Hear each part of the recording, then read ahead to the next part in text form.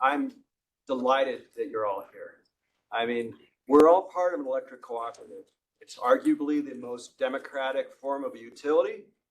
And what you're doing here is the most basic form of democracy. You're participating, you're sharing, you're commenting, you're engaging with your utility. We welcome you and thank you for taking the time to be part of that. What we're doing here is this session is specifically to hear your views on the proposed rate changes that were announced in February. Now, by statute, we're required to give a 30-day notice in advance of new tariffs. You'll notice that they're intended to go into action at the beginning of September. We announced them in February for precisely this purpose, to really broaden and allow for as much correspondence, communication, and input as possible. So thank you for being part of that process here today.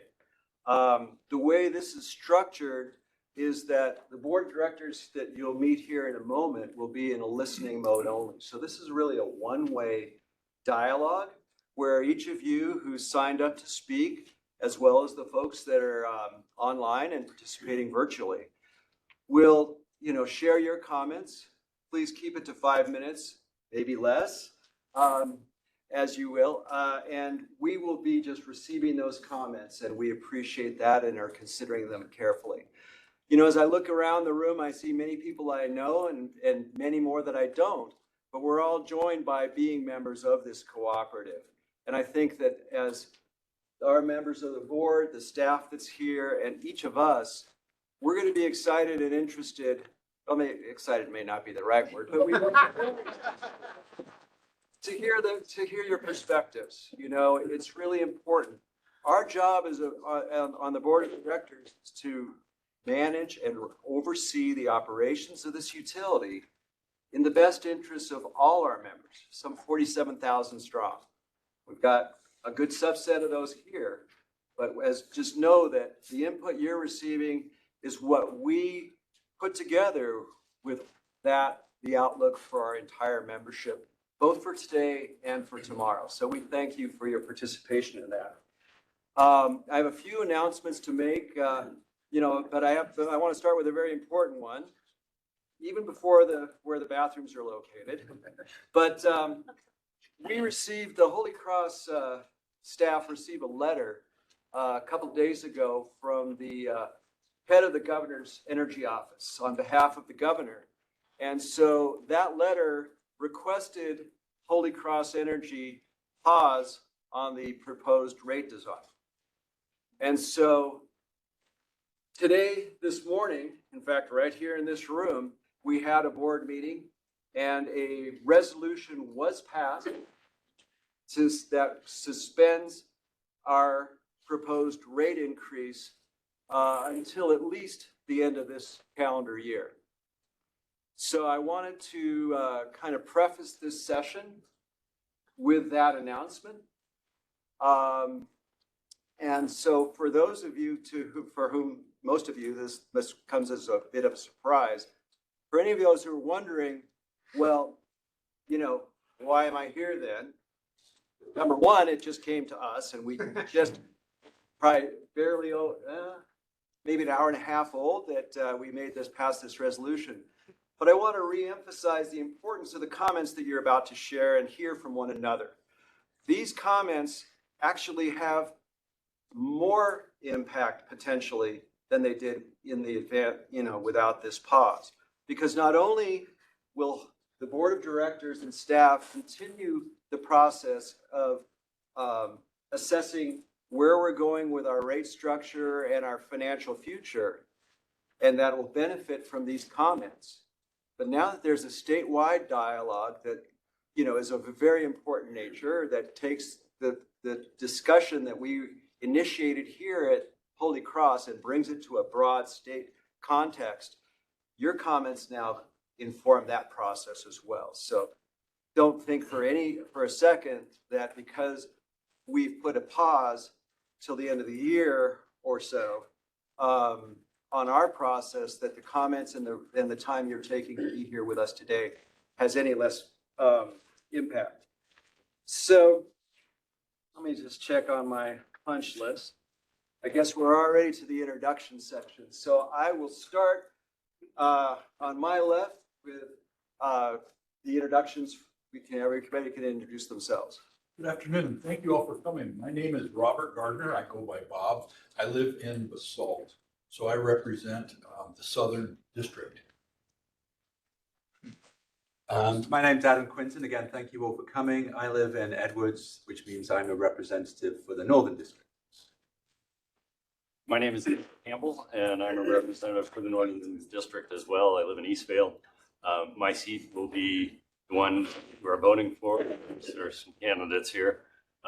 My family and I will be relocating to Wisconsin for family matters, but I've definitely enjoyed being the representative. So thank you. Alex DeGolia. I live on the right side of Carbondale, which means that I am a representative from the Western District.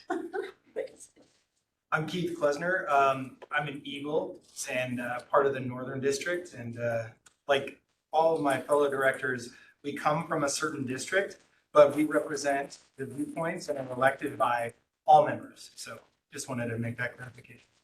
Thanks, Keith. Hi, everybody. Kristen Machilia. I live in Edwards, also Northern District. Thank you very, very much for taking your time to be here today. We really, really value your input and all of you as members of the law. So thanks. May I ask this gentleman one question? Yes, but go ahead. I'm just Can you identify yourself too? trying to get situated, sir. Can you identify yourself, please? Absolutely. My name is Neil Pollock. Wait, did you want to ask me a question? Yeah, just Okay. a short question. You said you're from the right side of Carbondale. Yeah. Does that mean as opposed to the left or as opposed to the wrong?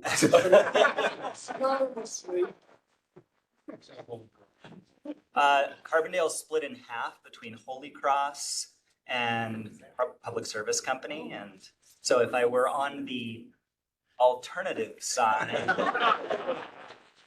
I would not be sitting up here. If you're running for the election, I am up for re-election. okay, you probably got my vote. Thank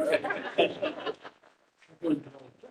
All right. Well, what I'd like to do also now is we have our senior staff for Holy Cross Energy is in the room as well. And so I'd like to invite them to introduce themselves, maybe starting at that side, going through. Good afternoon, everybody. I'm Trina Zager Brown, and I'm VP of Business Services here at Holy Cross. And again, we're excited to have everybody here today. I think I'm next. I'm Sam Whalen, VP of Finance. Thanks for coming. Cody O'Neill, I'm the Vice President of the Operations Group. Thank you all. David Blakely, I'm the Vice President of Engineering. Thank you. I'm Brian Hannigan, President CEO. You'll hear more from me in a moment. I'm Heather at VP of Community Relations. And again, thank you so much. This is what makes working for a cooperative so special, is that we're not reporting shareholders, we're reporting you guys. So thank you for being involved. Great. Thanks, everybody. I'll add that I'm also from the Southern District. I live above El Jabal. And so what I'll do now is just sort of block out how this session's going to roll. We're going to begin with a presentation by staff. Then that'll be followed by some designated comments, both from the solar installer community. I believe we've got 4. And then a representative from the Colorado Rural Electric Association. So that's the trade association that represents the 22 electric cooperatives in the state. At that point, we're going to open it up to public comment, and that'll be alternating between folks here in the room and the people that are online. They should be already, if you have an interest in speaking, you should be already signed up and on the list. And there will be an opportunity if you feel inspired or if you're a latecomer to add your name to the list at the conclusion of those folks who are already registered.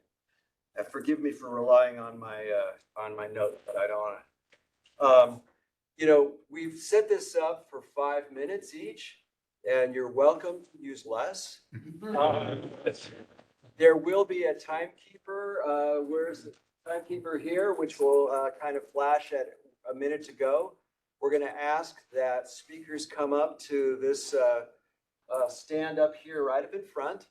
But I want to point out that one of the high-tech aspects of Holy Cross Energy is the sound system that's in here. So Everything's mic'd pretty well. So we'd like to ask that you try to stay very quiet because the sound will pick up. So for folks that are listening online, they'll hear an awful lot. There's going to be pickup from more than here. And that's why you don't see a microphone up here at this stand right up here.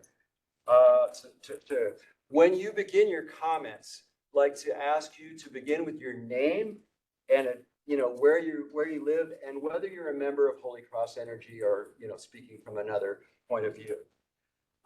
Again, I know everybody here on the board, and I just invite everybody in the audience to just listen with interest with respect, learn about and hear from your fellow members about their circumstances and their reactions to what what everybody here has interpreted and seen and heard.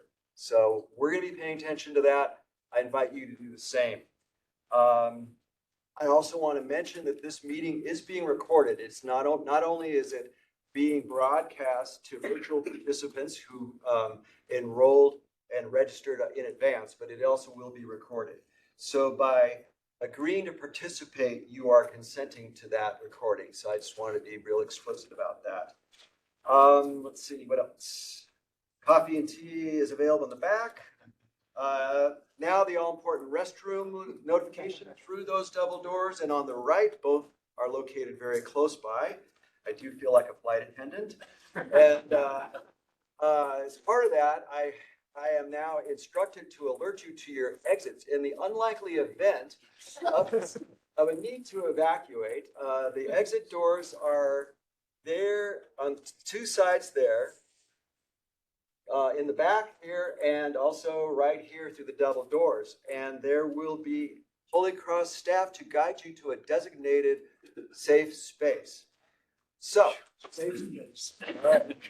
yeah, I hope everybody's, now much more at ease knowing what to do in the event of an emergency. With that, I'll invite the staff presentation to begin, and Brian, take it away. All right, thank you, Mr. Chair, and thanks everybody for being here. I know many of you have come a long way. I know how important this issue is to you, and I can't underscore how valuable your comments are in how we run the cooperative, how we make sure that we have enough revenue to keep the lights on, how we support the solar industry in our area, all of the things that these 7 elected representatives have to keep in mind and they have to balance as they help govern this great cooperative of ours. And so it's really awesome that all of you are here in person as well as online. And I just want to say on behalf of the staff, thank you for being here, and we look forward to hearing what you have to say. I've got a presentation. IT staff, do you have it? Uh-oh. Okay. Well, we'll just go without it then. I want to make 3 points at the open. Number one, we remain committed to a responsible transition to a clean energy future that is equitable for all members. The words that are most important to me in that headline are responsible and equitable. And when we say responsible, we mean continuing to provide reliable and affordable electric service to all of our members. And to do so with equity means that we all share in, yes, the ownership of this cooperative, but we all share in the operations and in the investments required to help that be equitable. So that's point number one. And it's in our vision statement, as you see on the wall there. It's embedded in our mission. It's embedded in everything that we do. And so when we come to the question of how to assess costs of service through our electric rates, those are the principles that drive us. And I think you'll see that in what we have proposed. By this time next year, we will have increased our clean energy content to over 90% on an annual basis. And in most hours, that will be anywhere between 60 and 80%. In some times of the year, so like this one, right? When we have relatively low electric loads, we have high production from our wind and our solar resources. There will be hours, particularly during the midday, when all of our solar resources are cranking. And when I say hour, I mean hours. When all of the solar is producing, there will be times as soon as next year next spring, where we will have more electricity flowing on the system than we have demand to utilize it. Conversely, a few hours later, in the afternoons, when the production from solar farms goes down and people come home and they cook their dinner and they heat up or cool their structures or they plug in their electric vehicles to be charged, we will be in a deficit mode. And we will have to go and get power from the regional grid. And you may not be surprised that that regional grid is more expensive and more carbon-based than what we would provide with the resources that we contracted to get to 90%. This is at the heart of why we need a change in our structure of the rates.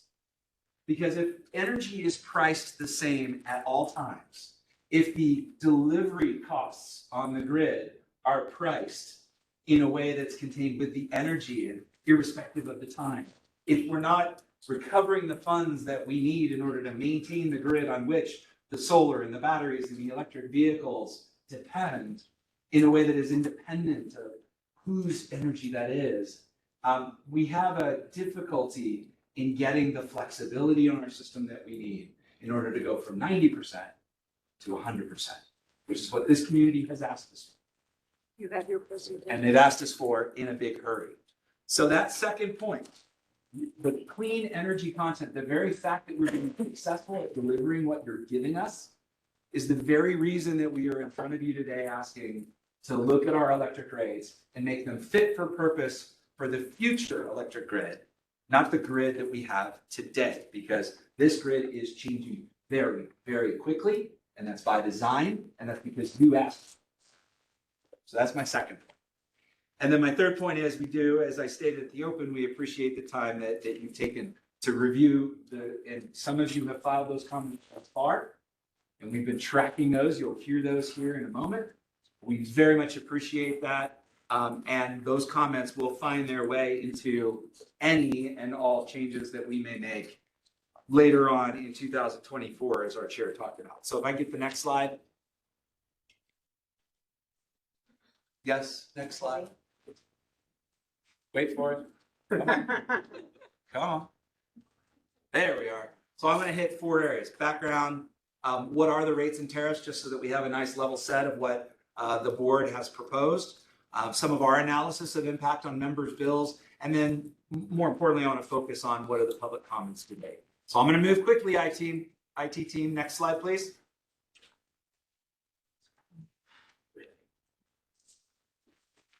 Why don't you give me one more?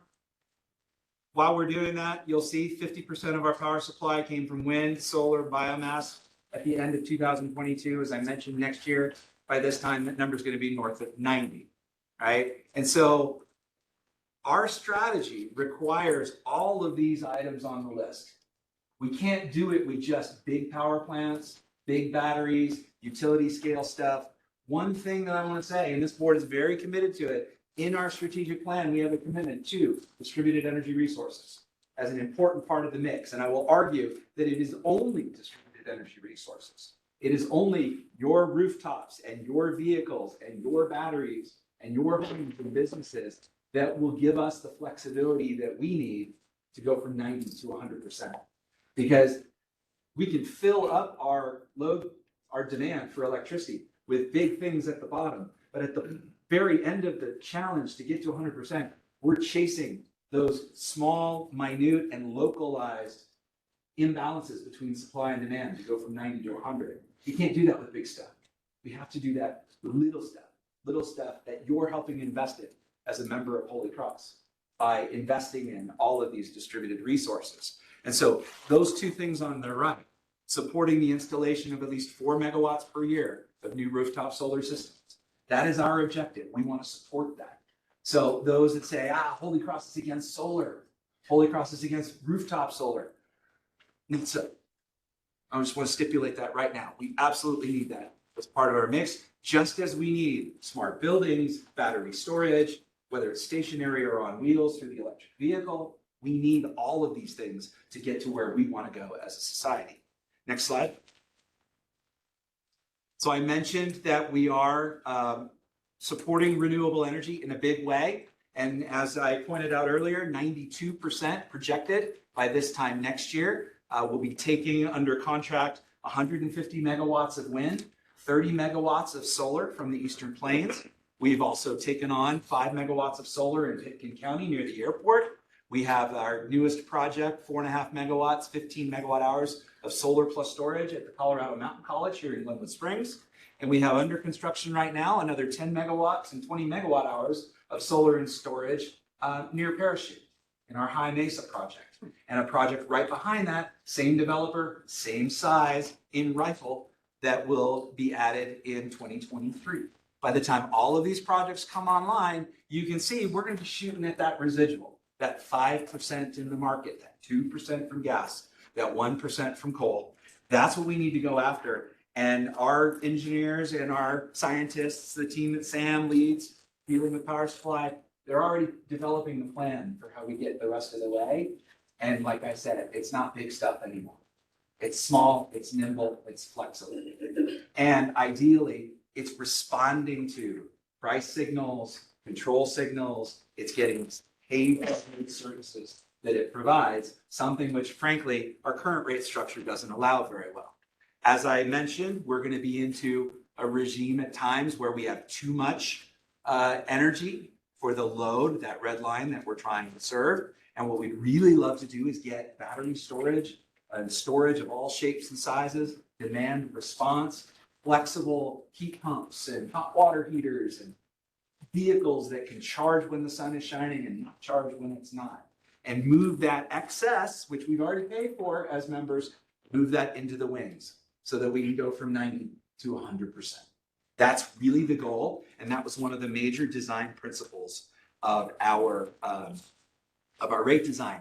If we simply take on additional solar that delivers between 10 o'clock and 7 p.m., you can see that peak that's already in excess, it's going to get higher. And the value of that solar is lost. And so what we're hoping for is to develop a partnership, a financial incentive structure that allows us to move forward with rates and tariffs, next slide please, that in effect separate the cost of the energy and the fact that it will become more variable in space and time from the costs of operating the grid. At the end of the day, Holy Cross Energy is a deliverer of electricity. We are a FedEx of electrons. And we need to maintain a world-class delivery system so that your lights are always on and the cost to keep those lights on is as low as possible. And ideally, and then, only then, can we talk about those electrons being as clean and as carbon-free as possible. So as you look at our rate structure on the left today, we recover everything in the energy charge. Let's go back a slide. We recover everything in the energy charge. So all of the delivery costs, the reserving of the capacity to serve you should you need it, and all the resources we have to pay to keep on standby to do that. Those are all bundled in that big orange bar right there. And when we compare that against how we recover our actual costs, so if you look at our Form 7 financial document and you look at the entries in there, you can quickly say, here's what the energy costs in orange. Here's what the delivery system, the poles, the wires, the crews, and the trucks, here's what it costs. Here's the capacity, the amount we have to set aside and pay so that we can reserve the resources that we need to support you at your biggest moment of use, right? So that we can always be there for you. And then in the gray, here are the costs that provide the member services, the billing functions, the back office structure, the cybersecurity protection, the ability to hire great staff, 165 of them. And I'm so blessed to be able to work with them. And so our objective in this rate design discussion is to translate from where we are today, where everything's bundled in the energy, and in order for us to meet our financial requirements, we have to sell more and more kilowatt hours of electricity every year. And that puts us in an adversarial position against energy efficiency, against demand response, against rooftop solar, right? Utilities all across the country are saying, we don't want solar on the rooftop. We need to sell that electricity in order to make the money under our rate structure on the left so that we have enough to maintain the grid, pay our people, pay our benefits, etc. I don't want to be there. I don't want to have that fight. I want to get paid for what I produce, which is a delivery infrastructure that delivers electrons from neighbor to neighbor, from community to community, from one point to the other. And so that's inherent in recognizing our actual costs. We've developed this proposed new rate structure. We put it out now for public comment since February, where we actually structure the collection of our rates the way that we incur the costs. So everything is properly allocated. It's transparent. You know what those numbers are. We take all of the delivery charges, we divide it by the kilowatt hours that are being moved on the system, and that's your delivery charge. We take the weighted average of all of our power supply resources and where they're coming from, and that's your energy charge. No more, no less. We take all the costs associated with transmission capacity and reserving the capacity to serve from nearby and far away power plants to make sure that we have enough to keep the lights on. Divide it by your demand on a monthly basis during the peak time of the day, 4 to 9 p.m., and that's your demand charge. You get where I'm going with this. And so that's the proposal that's been put out there. Everyone uses the grid every day, and so everyone should pay for its upkeep, but they should pay for it in an equitable way. And that has been at the heart of why we proposed the new rate structure that we have.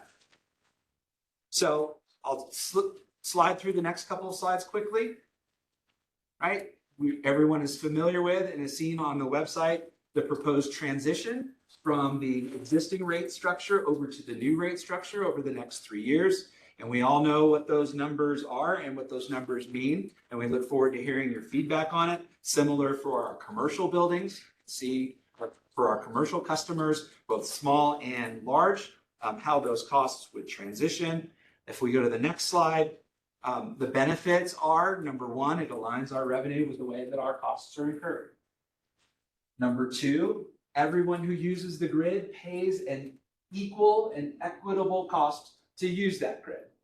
Presently, because all of it's bundled in the energy rate, when you net meter, you get all of that back. You get the energy value, you get the delivery value, you get the capacity value. You in effect pay very little, if at all, for the use of that grid.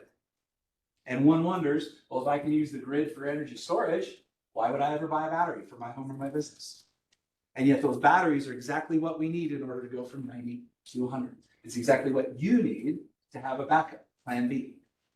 So one of the nice things about this policy is it lays bare, this is the cost to use the grid. It's the same whether you have solar or not. It's the same whether you're big or you're small. It's a fair and equitable tariff. It's an open access distribution tariff.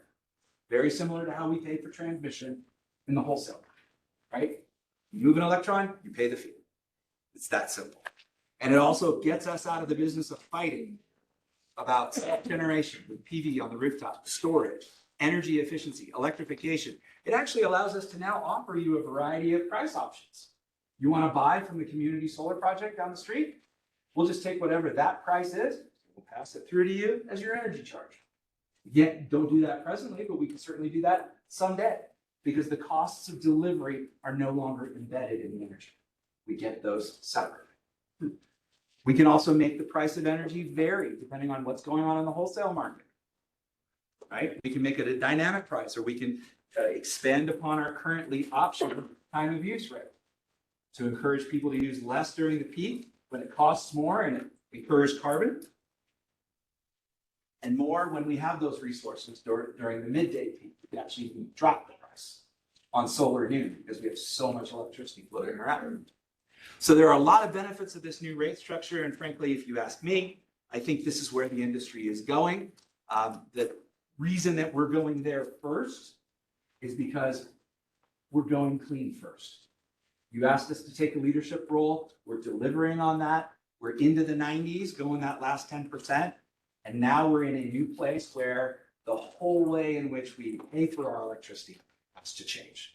So some would say, well, why are we doing this now? You guys have great finances, right? Everything's great. That's fine. But if we wait until then, it's going to be too late. And that'll be a challenge. Impact on bills. We have a bill comparison calculator on our website. Next slide, please. This comparison calculator is only for 2023. I know people say, well, wait a second, my bill increases are going to be larger. That's right. If you're using the 2025 numbers, you will see a larger impact because what we have on the website is the first of the 3-year transition. And we understand it. I think it's important for members to evaluate the impacts on their bills over all 3 years. And so that's a comment that we've heard and one that we're very aware to.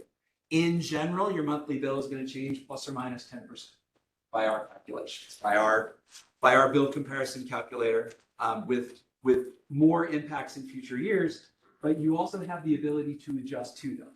You can invest in energy efficiency. You can sign up for a time of use rate without a demand charge. You can engage in buying solar with storage that allows you to consume more of that energy on site so that you're avoiding taking any delivery and paying that delivery charge. And what we find is our economics for solar plus storage are better than solar alone, which is precisely the point. That's what our system needs, right? And so if you see the impacts on rooftop solar, on the left is our existing rate design. You get all that value, the energy, the capacity, the delivery. You recover all of that when you self-consume and when you export to the grid. That full 11.2 cents as we project in 2023. Under the new rate design, when you push electricity in, you get paid at the energy. You get paid for that energy at the energy rate. When you pull it back out, you only pay the energy rate, but you pay the delivery charge to get it back. And that delivery charge, that difference, is what allows us to maintain the electric grid on which you are dependent, that you're paying that delivery charge for the service. If you don't like that, it's too high, you have a battery storage option. I'm sure there are plenty of folks in the room that will help you pencil out what that looks like. And maybe those economics work well for you. If you're an existing owner, we celebrate and applaud your leadership. You went first, and we thank you for that.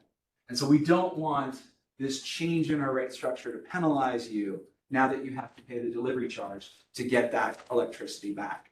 So we've offered you one of two options. You can either stay on the current rate structure and not pay that delivery charge as our option one, or you can receive a bill credit, take all of that 10 years worth of value that we would allow under option one, get that up front, use that for a bank to reserve or to pay down your debt on your system or what have you. But either way, depending on what choice you make, the purpose of these options is to hold existing solar owners harmless from the delivery charge.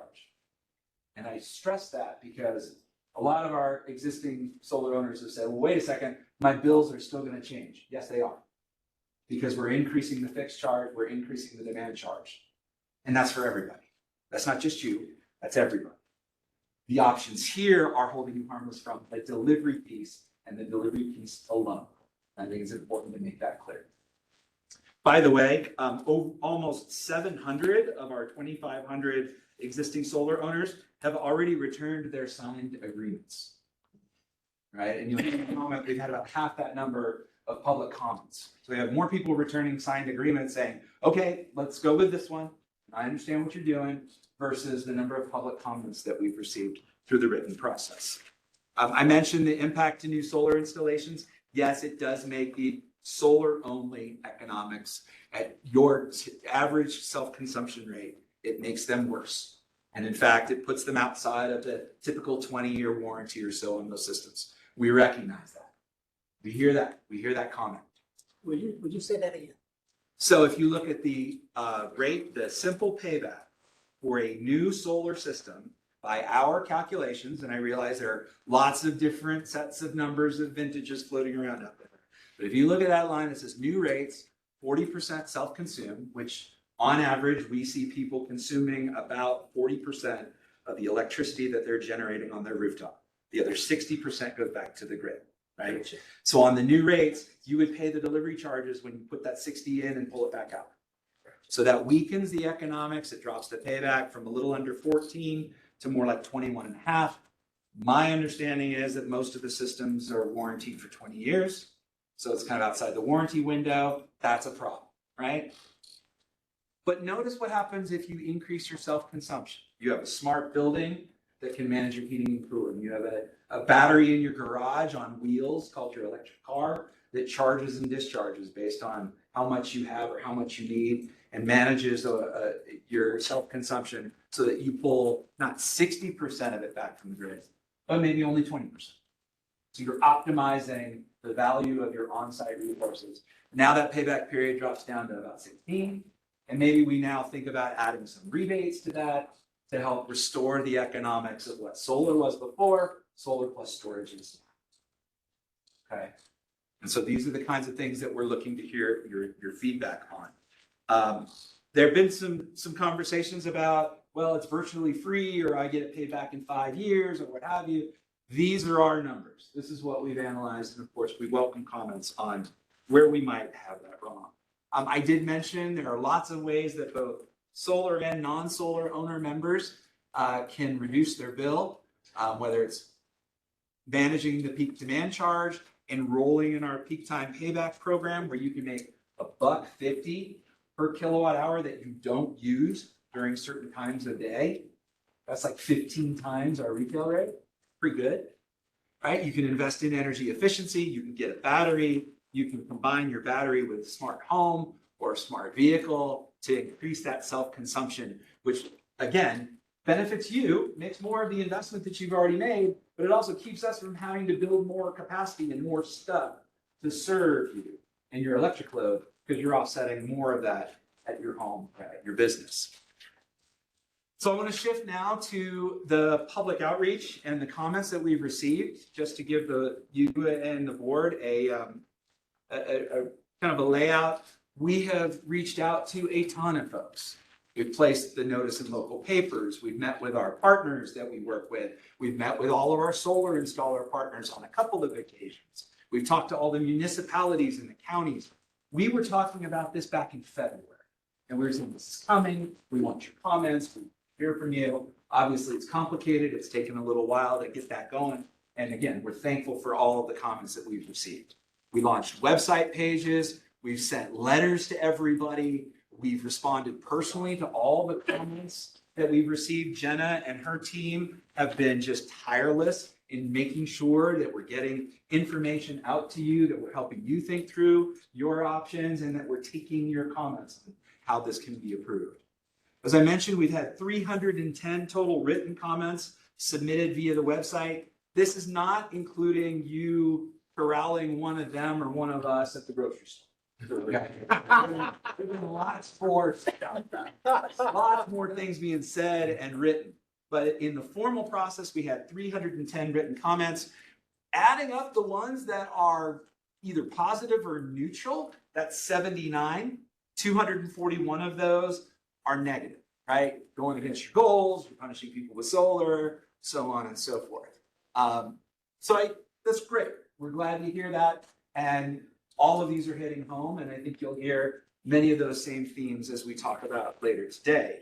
I want to address a couple of comments, though, just out of the gate, that I think it's important to provide some additional information. There's been a lot of confusion in the discussion around the margin that we show after we take all the expenses and all the revenues, and at the bottom there's this thing called the margin. And I want to remind you that Holy Cross is a not-for-profit cooperative. We are not in this to make a buck. The margin at the end of the year is either reinvested into the poles, the wires, the capital stock, or it's returned back to you. It's not kept here. It doesn't go in my pocket. It doesn't go in theirs. Okay? We don't collect any more money from you than we absolutely have to keep the lights on, right? And I want to make that very, very clear. All of that is transparent to you. It's available in two forms: our annual statement, our Form 7, and our tax return. And I know there have been some comments in the paper about a couple items in the tax return. And let me tell you, I'm not making a whole big amount of money under executive compensation.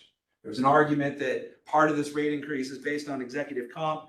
The reality is we just changed our reporting. We added more employees to the reporting per the recommendations of our auditor and the IRS. And that's what made the number 3.9 in one year, 4.8 in the next. Okay. And the second thing is there was a investment expense of $6.7 million that was referred to. That was, again, an audit change where we record our employees' own contributions to their 401k as an investment expense because of changes in the IRS rules and the recommendation of our auditor. That's not any more money that we're collecting from you. It's actually more money that we're collecting from our employees for their retirement. And we're recognizing it on the audit form, on the tax form, because the IRS told us so. Lastly, I want to address the question of why are we raising rates now? You fix your roof before the storm hits, right? You don't fix it as the storm is hitting. We see what is happening in our industry. We see what is happening here in our valley, and we know that we collectively are the reason for it. We are investing in a modernized grid that will be more capable of supporting more, not less, distributed energy resources to meet your demands as consumers.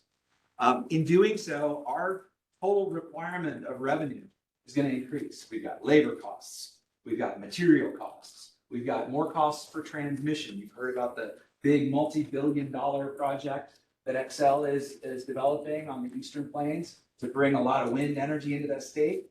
Some of that is ours. Some of that is our transmission expense through our agreement with them. So those costs are going up as well. Higher interest rates. Anything that we're doing debt financing is now at 5%, 6%, 7%.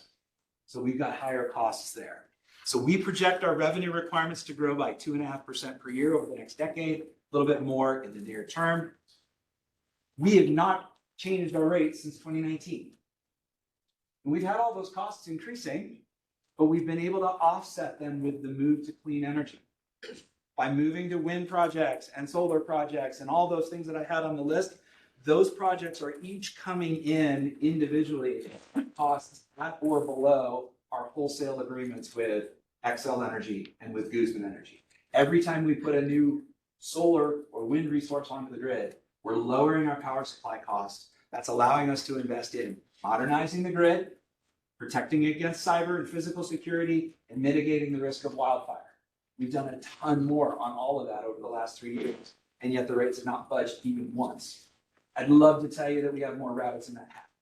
But as we go to 90% and as we lock in more and more of our power supply in the long term, we're running out of runway. And so, yes, we do see our costs increasing pretty steadily over the next 10 years.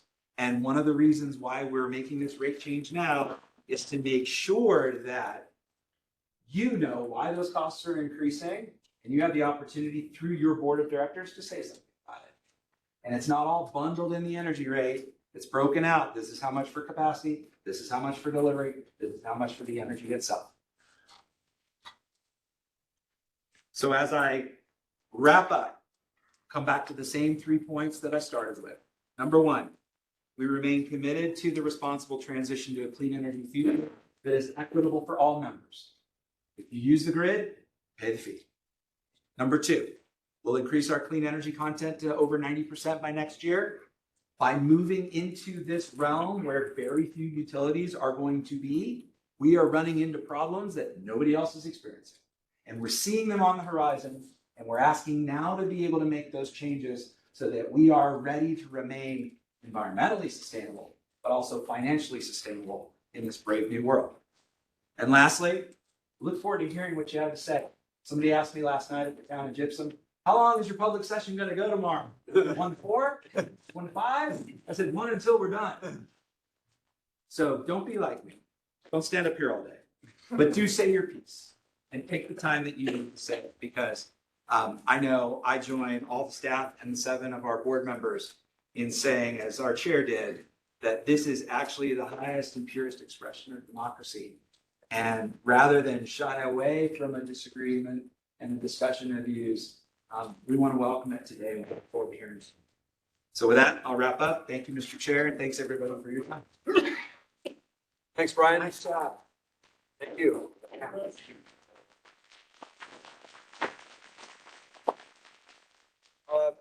Before I turn it over to our VP of Member Engagement, Jenna Weatherid, I just wanted to mention that the slide deck that you just saw will be posted on our website, so you will be able to access this information, following up. Our objective is transparency, communication, and a two-way process, so we'll level set that. With that, I'll turn it over to Jenna, who will kind of be the MC, kind of the pilot for this. I'll stay in my flight attendant role. Go ahead, Jenna. I'm just reminding you, the slides are actually up on the website under rates, but the video will be posted as well, so you guys can go back and check that. So we are going to try to do this as orderly as possible. We've got a couple of special guest speakers with the solar industry and CRA, which is our statewide organization. So we're going to ask them to speak. And then I'm truly just going to go, as you guys into the room or registered to speak online, we'll call names, and if you've changed your mind and have decided not to speak, that works. And if somebody has a comment to add after the fact, we can do that. But I am going to ask that you only say that once. Okay, so Mike Kruger with the Colorado Solar and Storage Association is here from Denver to share some thoughts with us. Again, as Mike gets ready, I'll just level set that this is a one-way dialogue. We're here to listen to you in, the rare event. If there are any questions from the board, I'll check for that. But, we really expect this to be that way. Don't ask us questions that expect you. If you expect an answer on the spot, we'll file it and get back to you. It's a monologue. Pardon me? It's a monologue. Thanks. So with that, Mr. Kruger. Well, thank you, board, and thank you to the staff of Holy Cross. Good afternoon. My name is Mike Kruger. I'm the president and CEO of the Colorado Solar and Storage Association. And again, I'm very excited for the very democratic and open process we have here before us today. I am not a member of Holy Cross Energy, but as president and CEO of COSA, I proudly represent the 300 companies, 9,000 employees directly engaged in installing solar and storage across Colorado each and every day. I do stand here today, however, representing several companies who are COSA members and over 100 employees whose lives will be drastically impacted by this rate restructure. I should preface this that these are prepared notes. I obviously wrote them before I got your news, but I want you to know that unlikely any statewide conversation from the solar industry's perspective is going to look like your rates, the reasons I'll outline, but this is obviously written in a little bit past tense. This approved rate restructure puts those businesses and those community members, many of them your neighbors, out of work. It won't happen immediately, but it will happen as a direct result of this rate restructure. COSA submitted substantial comments, and I hope you've had a chance to review them. Today, I'll provide a summary and address some additional items that have come up in conversation with community members since those were filed. The rate restructure, as adopted, runs counter to the law. Brian had a grand vision. It's fabulous. It's also counter to the law. In fact, it was the state of the rates prior to 2008 when the current law adopted to address net metering in cooperative territories was debated and discussed. The key element here is the bundling of electrons and delivery. During that legislative debate, this was referred to as real net metering, and it was extensively debated in both chambers. The legislature understood that the previous net metering, where customers were only paid for their electrons, was not how customers viewed their power.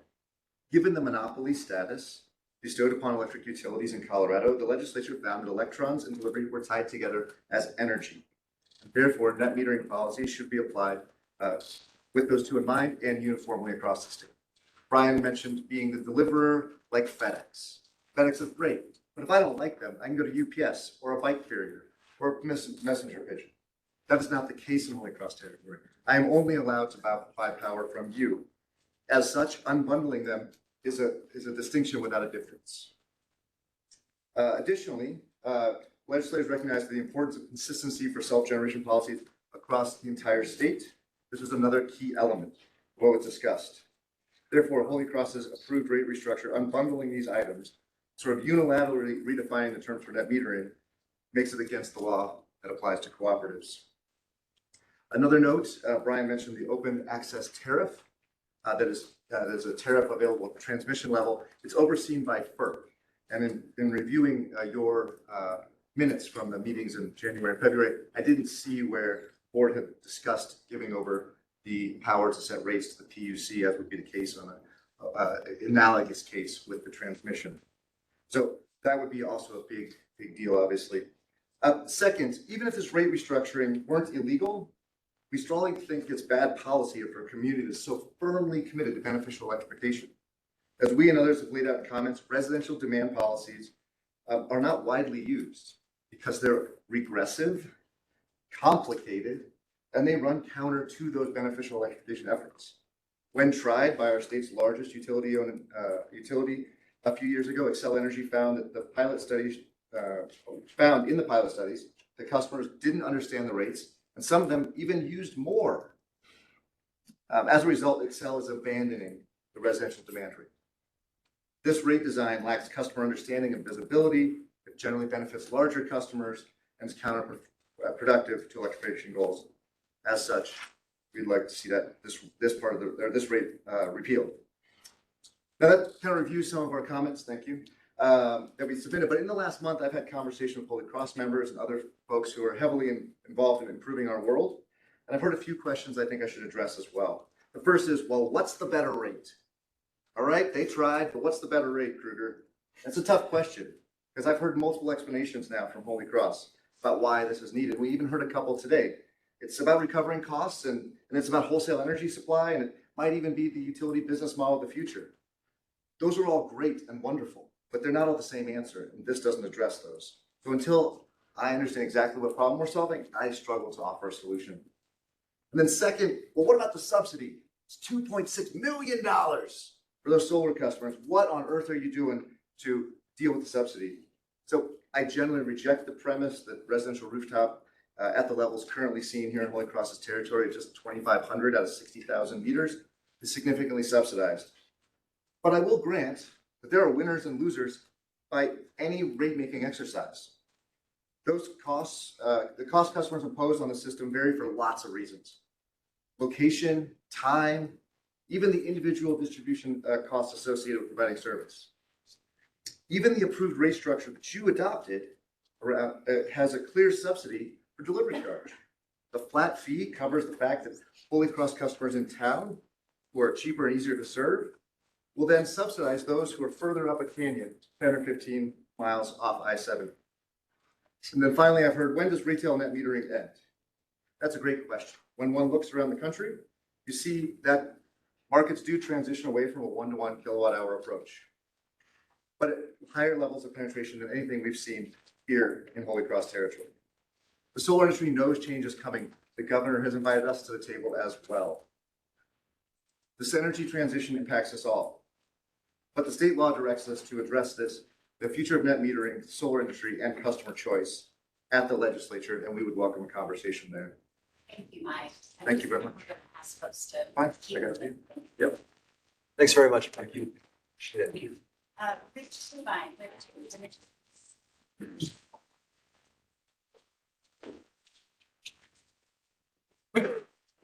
My name's Rich Klubine. I am the owner of Epic Energy Solar in Eagleville. I'm also a member several times over, have a couple of different accounts with Holy Cross. First, I just want to say thank you guys to the board. I was on your guys' meeting in April when you voted to have this meeting. It speaks volumes to the board, to the intent of the board to listen to the community. With the announcement that Dave mentioned that you guys are pausing this implementation, doesn't mean that it's going away. So most of my comments are still relevant, but I do want to add to them. So forgive me for kind of coming off the cuff based on the presentation that Brian gave. So since early April, you guys all know that I've been pretty vocal against this rate change. And, you know, Mike just talked about the illegality, the belief that it's bad policy and that the rate change really isn't needed right now. I'm not going to dive deeply into those and rehash, but I think there's a better path forward. I spoke with a Holy Cross member last week who has quite a bit of experience in terms of rates and utilities. And one of the things that a couple of things that they said in terms of designing a rate structure is it should be extensively researched. And I don't doubt that Holy Cross did a lot of research.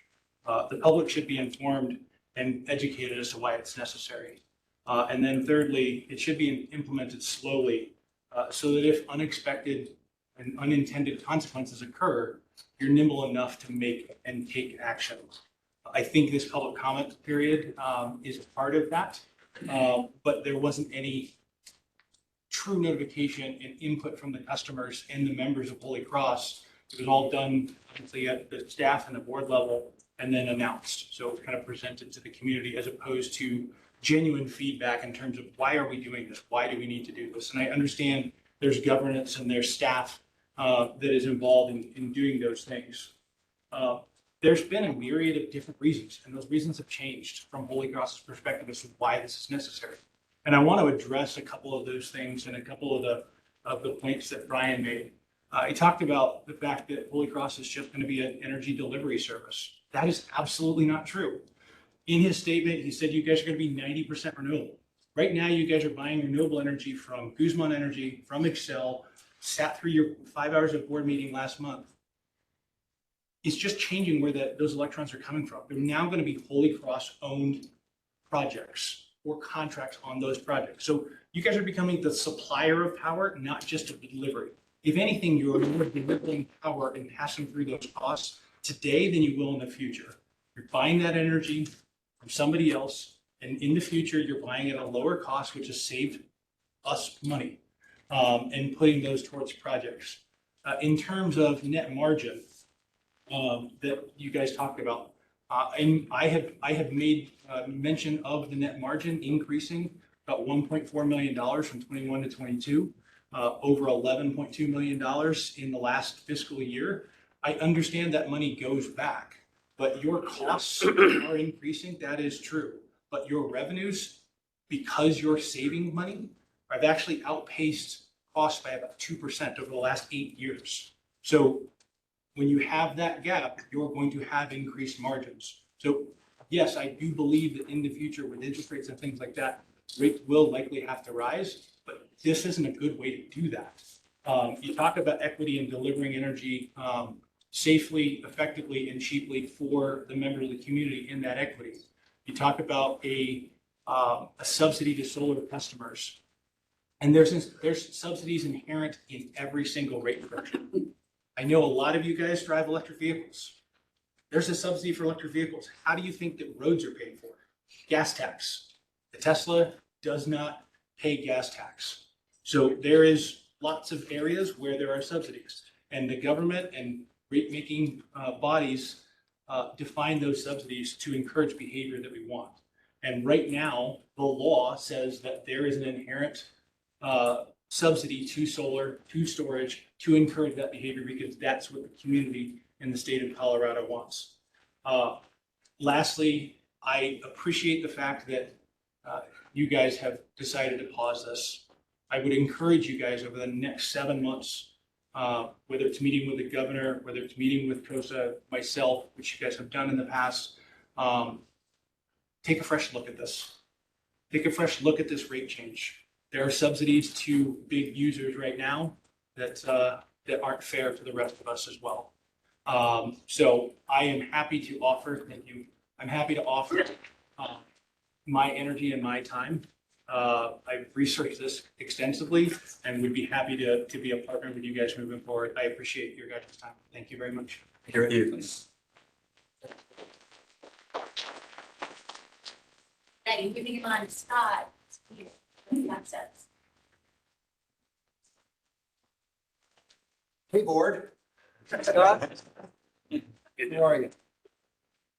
We're doing pretty well. So my name's Scott Ely. I'm the owner and president of SunSense Solar in Carbondale. Thanks for the opportunity to share our voice. I am a member of Holy Cross. On June 3rd, this June 3rd, SunSense is going to celebrate our 33rd year in business. Pretty proud of that. And over the course of that journey, we've worked very closely with Holy Cross, as you know, to establish a mutually beneficial and forward-thinking relationship. Your members are our clients, so we appreciate that quite a bit. We're contacted early by both Holy Cross and the opposition to the pending rate restructuring, and it's left us in a bit of an awkward position. Do we accept this rate restructuring and jeopardize our relationship with our cohorts in the solar business?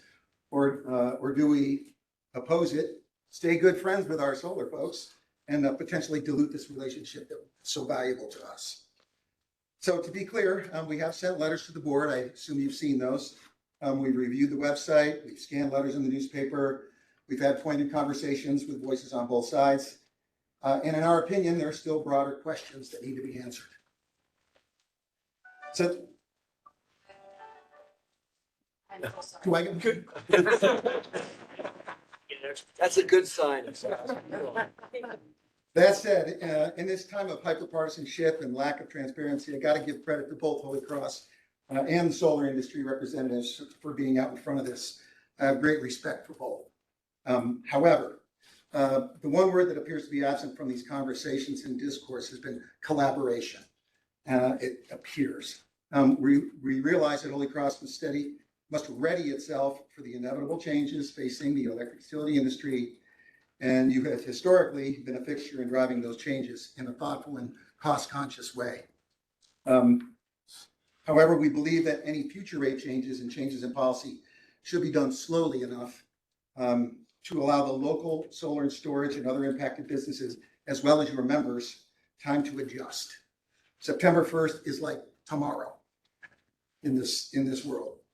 So now, with a relatively new board of directors coming on in June, and SunSense generally not being legal or policy wonks, we strongly recommend that Holy Cross take their foot off the gas, so to speak, and shift this bus into neutral.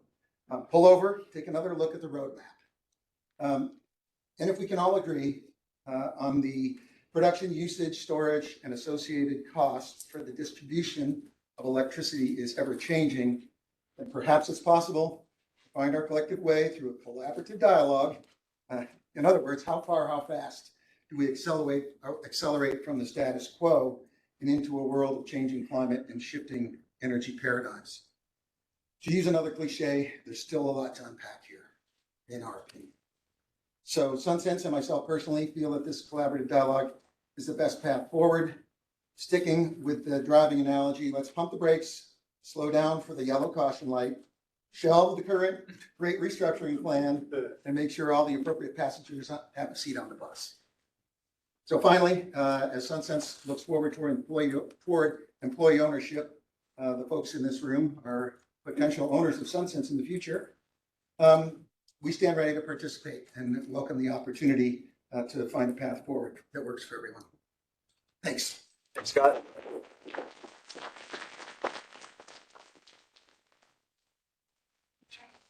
Next, we have Blue Alarm with Elastic. Good afternoon, everybody. My name is Lou Valaire, and I am employee or one of the owners of Atlasta Solar Center. We're an employee-owned solar company in business since 1979, and like the other solar folk here, we are grateful for our relationship with Holy Cross and to be one of Holy Cross's preferred solar installers. We are not a member of Holy Cross Energy, but again, a long-standing partner.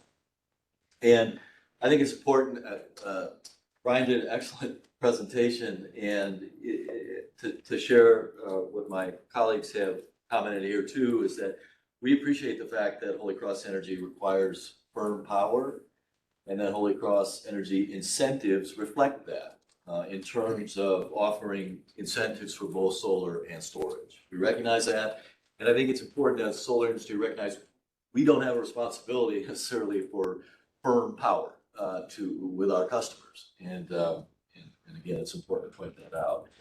Yet at the same time, I think to penalize current, and future solar-only customers is as other people have shared, I think we're moving a little too fast here with that. And some of you, so we might say that it's doing the right thing the wrong way. And some of you might remember that approximately 8 or 10 years ago, Xcel Energy brought a case to the Public Utility Commission where they essentially made the same argument that the electricity that Xcel Energy delivers to their customers is worth twice as much as the electricity that the solar customers produce on their roofs. And that was clearly the Public Utility Commission for the state of Colorado said, no, that is not accurate. And it came about as a fundamental issue of fairness. So I think right now that Holy Cross is, as I said, making the same claim that the electricity that they're delivering to their members is worth twice as much as the electricity that their members generate for themselves. And again, I think it's a fundamental issue of fairness. That being said, again, we'll go back to the point, that, you know, that Brian made so well is that we understand as an industry that we are moving towards more solar and storage, but we are not there yet in terms of the cost or the return on investment for our customers. And so slowing this process down and looking at a way, we think, of structuring the rate that's more equitable to current solar customers, we believe that in the mutual interest of, you know, 100% renewable energy goals, that Holy Cross, its members, and the renewable energy industry can arrive at a compromise. And I will just say, as I finish, that really appreciate the fact that we're all here together, and this is how democracy works. So thank you. Thanks very much. Switch over and try to take advantage of our virtual connection. We're going to ask Kent Singer with CREA to speak. One thing I did want to mention to everyone is our software does not allow the cameras to work for attendees to speak. So we're not allowing you to see them. The software doesn't allow. So, Kent, are you with us? Yes, I am. Do we have a good connection? We do. Thank you. Great. Thank you. Good afternoon, everyone. Mr. Chairman, members of the Holy Cross Board, all the stakeholders in the room and on the webinar. My name is Kent Singer. I'm the Executive Director of the Colorado Rural Electric Association. CREA is the statewide trade association for Colorado's electric co-ops, including Holy Cross Energy. Before becoming CREA's Executive Director, I was General Counsel for CREA. In that capacity, I was closely involved in the development of the legislation that passed in 2008 that created the current net metering rules for electric co-ops. So the purpose of my comments this afternoon is just to provide some brief context and some legislative background related to the net metering law and to explain why the Holy Cross rate proposal is not illegal as suggested by COSA. But first I want to say that COSA and its members are absolutely valued partners of CREA. Our members have had a very positive and productive relationship with COSA for many years. Mike actually came to our board meeting back in January. We were thrilled to have him there. So we absolutely consider COSA and its members to be partners of the electric co-ops. Again, we've worked together to interconnect tens of thousands of rooftop solar arrays on residential and commercial properties, and certainly co-ops have supported the development of dozens of utility scale solar projects all across the state. And many of CREA's members, and in particular Holy Cross Energy, have been real leaders in promoting the development of solar energy generation in co-op service territory. But we're here to talk about net metering, and the devil is always in the details, and you have to look specifically at the Colorado law that was passed in 2008 that's applicable to electric co-ops. And the law talks about customer generators, and that is co-op members are allowed to offset their consumption with energy produced from their customer-sited renewable resources, typically rooftop solar, but it's within certain limits. The statute has a number of guardrails to protect co-ops and co-op member owners. So if a consumer produces more energy than they consume on an annual basis, or an annual excess generation is the term used in the statute, the co-op is required to give the consumer credit for the excess energy, but the statute specifically says in a manner deemed appropriate by the co-op. So I take issue with the statement that is on COSA's webpage that indicates that co-ops have to pay the full retail rate for every kilowatt hour produced by a net metered customer. That's not what the law says. The law says that co-ops have flexibility to determine the value of the excess kilowatt hours as that particular co-op determines that, and to credit the customer at the rate the co-op believes is appropriate. And I think it's important to note that this language was developed after many years of negotiations between co-ops and the proponents of net metering. You can actually trace this statutory history back to 1997. We worked on this for about 9 years, leading up to the 2008 passage of the current law. And I think that the current law strikes the appropriate balance between promoting renewables and customer-sited energy production, but at the same time protecting all of the members of the co-ops. There are other protections in the statute, such as the limits on the caps of 10 kilowatt facility limit for residential and 25 kilowatt caps for commercial and industrial. There are also interconnection and insurance requirements that are in the law. And I think all of that just indicates that the intent of the legislature was to absolutely promote net metering, but to make sure that it was done in a way that protected all members of the co-ops and in a way that protected the economic viability of co-ops. So our opinion, in my opinion, is that the change that Holy Cross has proposed in this rate is completely consistent with Colorado's net metering law. And I appreciate that. I see my time is up. So I just appreciate the chance to have a chance to present these comments, and I'd be happy to answer any questions the board has or any of the stakeholders have after this meeting. Thanks very much. Thank you, Ken. Thank you, Kent. I appreciate that. Now we're going to switch back in person and we'll go back. So Chuck Burley. Here we go. There you go. Take a minute. Get it. Sorry. Would you be more comfortable with the chair? No, actually, I like standing. Thank you. I'm just glad I can stand. Well, you're on a roll. Oh, my. Well, first of all, I want to say thank you very much to the board, really, for your personal time and commitment and sacrifice to serving on the board. I know what that can be like, and I appreciate it very much. I think everybody in this room appreciates that. Could you introduce yourself? Yes, my name is Chuck Burley. I live at 327 Pinyon Mesa Drive, which is up here off Spring Valley Road. We are members of the board. Thank you. I've also submitted written comments, and I'm certainly not going to take up the time to repeat them here. I also want to recognize the comments that both Rich from Active Energy Solar and Mike from the association have provided you. I ask that you give it the fair and due consideration that they have. They're far more knowledgeable about this stuff than I'll ever be. But what I do want you to hear from me directly as a homeowner who invested roughly $18,000 in a solar system that just went online in late March of this year, is that if I had known about this before I signed the contract last fall, I never, ever would have invested in that solar.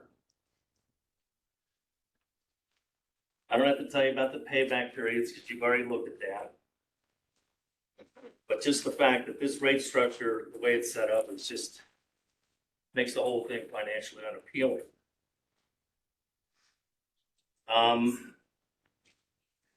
And then to me, what kind of adds insult to injury to this, and I'll select option one because obviously it's the most logical choice for someone in my situation. But when I go to sell my house, whether I sell it next year or 12 years from now, that new owner is not going to get any of the benefits of that solar, the net metering at all. So basically, it completely devalues my investment in the solar project. Completely. If this rate structure goes into effect, I wouldn't expect to recoup any of my investment on that solar. And it's just, to me, I'm very sorry to say that, but that's the way I see it. I thank you for everything. Brian, I also want to thank you and your staff because we put an EV charger in the house this year and your folks have been very helpful to get all this stuff going. I appreciate that. I understand what the board's trying to do with this rate restructuring. I get that. But this proposal is not the answer. And I really encourage you to revisit that. So thank you very much for your time. Thanks very much.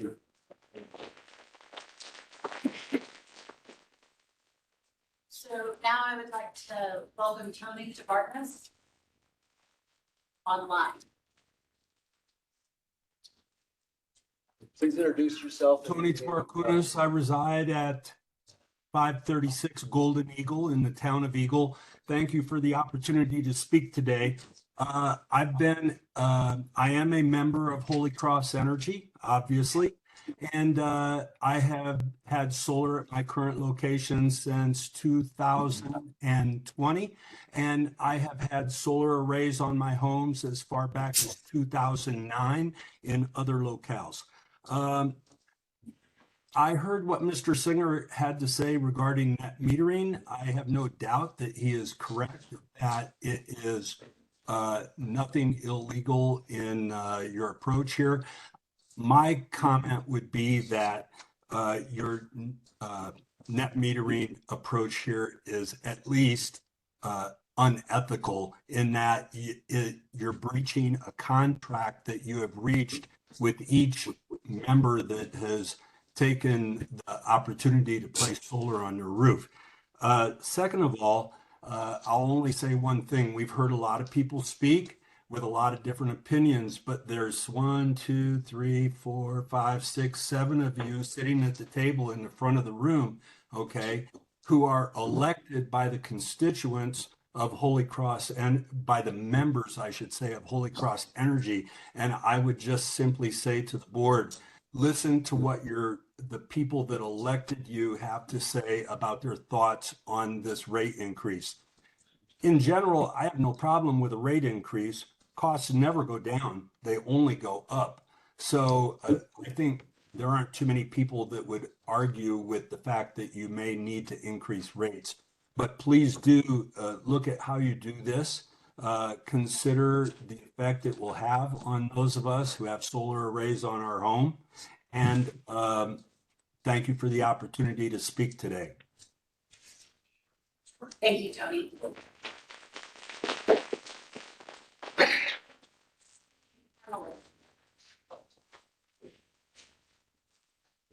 Thank you. I'm Steve Parmalee.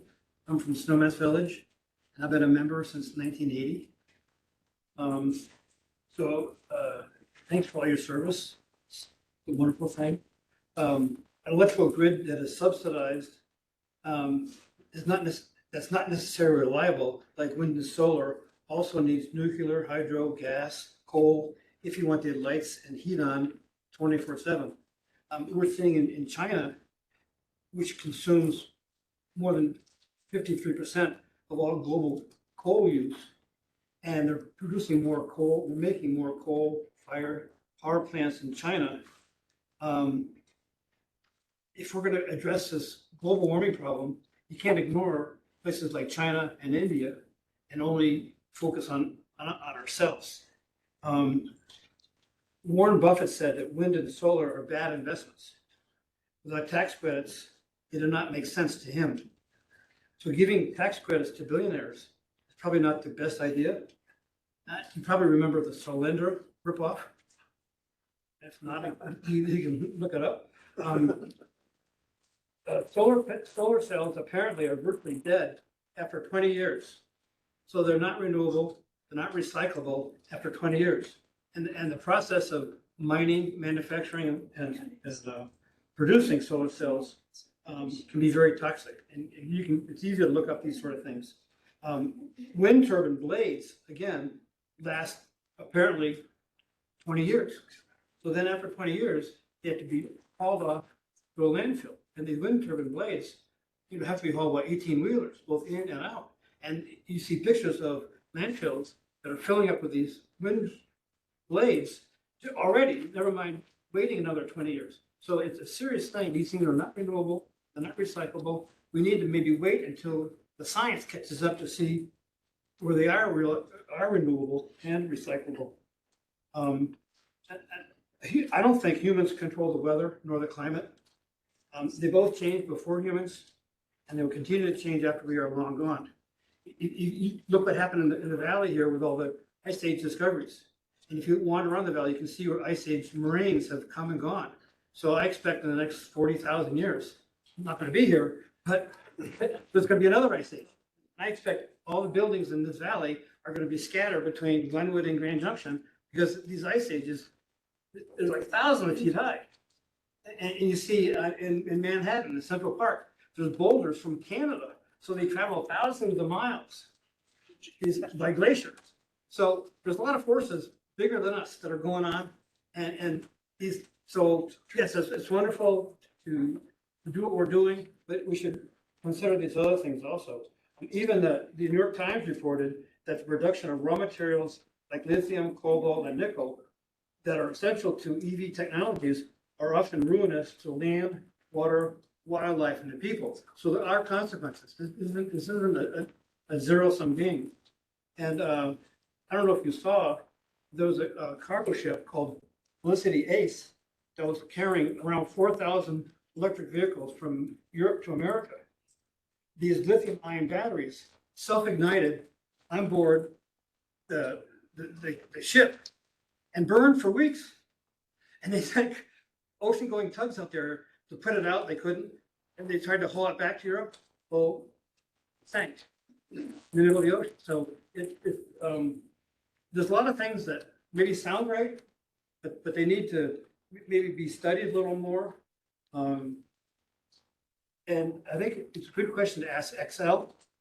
How are the ratepayers supposed to believe that spending several billions of ratepayer money, not stakeholder money or not shareholder money, is the best idea to close well-performing, environmentally superior units, when a few years ago, Excel said spending $190 million to upgrade existing power plants was the best interest to keep these units that run 24/7 continuing. Thank you. Thank you. Next, we'll go to Mel Richmond. And I think you're gonna have to allow me to unmute. Good afternoon. I think most people, I'm Melanie Richmond, 95 Big Sage Court, Eagle, Colorado. I think all of my comments have pretty much been covered, so I don't need to say anything additional, but in general, we are not in favor of this rate hike. We have 3 solar arrays, about to have a battery backup system. And I think more concerning for us is the peak demand charges that we're going to see. So thank you for your time. Thank you guys for listening and moving forward. Thank you, Melanie. Next, we have Terry Murray. Hi, thanks very much allowing the members to speak.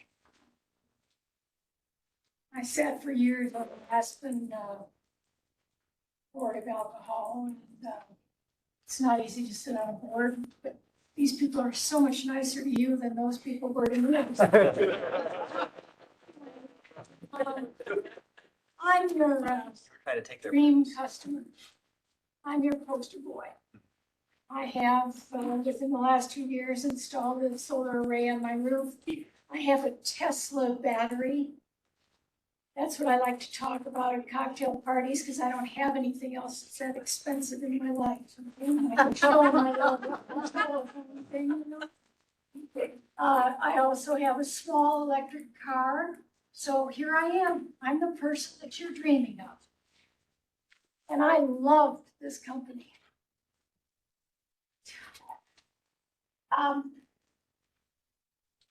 You talk about equity. See, this is my little thing, except no, I'm not going to say any of this because it doesn't matter about net metering. And whatchamacallit killed that, what's his name? Kent Singer. The thing is, he said 2 things. He did say deemed appropriate. Well, I'm one of the members and you're one of the deciders. And I don't deem that it's appropriate to give me those extra charges. And the reason is this, and I'll go back over here to equitable. He said it, and that's when I really paid attention to Brian when he said that word equitable, because I paid for everything that I have. My accountant tells me that minus all the rebates of taxes and this and that with the array that I have and the money that I spent, I still am out of pocket over $20,000. Now, you have 47,000 members. My God, they could have paid a one-time price of 50 cents and paid me off. And then I would be equitable, wouldn't it? I'd be in their position. But I'm not there, am I? No. No, it's not equitable because I put out all this money and now you're going to charge me more. And I will say about, I mean, I depended on that net metering law. I depended on it. It's not only to promote solar, I thought it was to protect as well. And the problem with all of this is simply that the solar owners mostly. And you said, Brian, that everybody or 50% of those people didn't object. In fact, they bought right in. Well, I know two of those people, and they knew nothing about the possibility that there would be a change, that maybe you wouldn't go there, that people could gather together and object. So I think my chief reason for being here today, when I think about it, is to say that if we were a group, solar owners who object, we could oppose this. But we're not a group. We just show up to meetings like this and we talk a little bit. So for anybody who's interested, my phone number is 970-300-9013. 970-300-9013. And I'll do the work about putting that group together, okay? So thanks a lot. This is such an easy crowd for you. Incidentally, you have the greatest employees in the world. They have been so helpful. They have been so polite, but mostly so kind, that coming here seems like a pleasure until I have to get up and talk to you.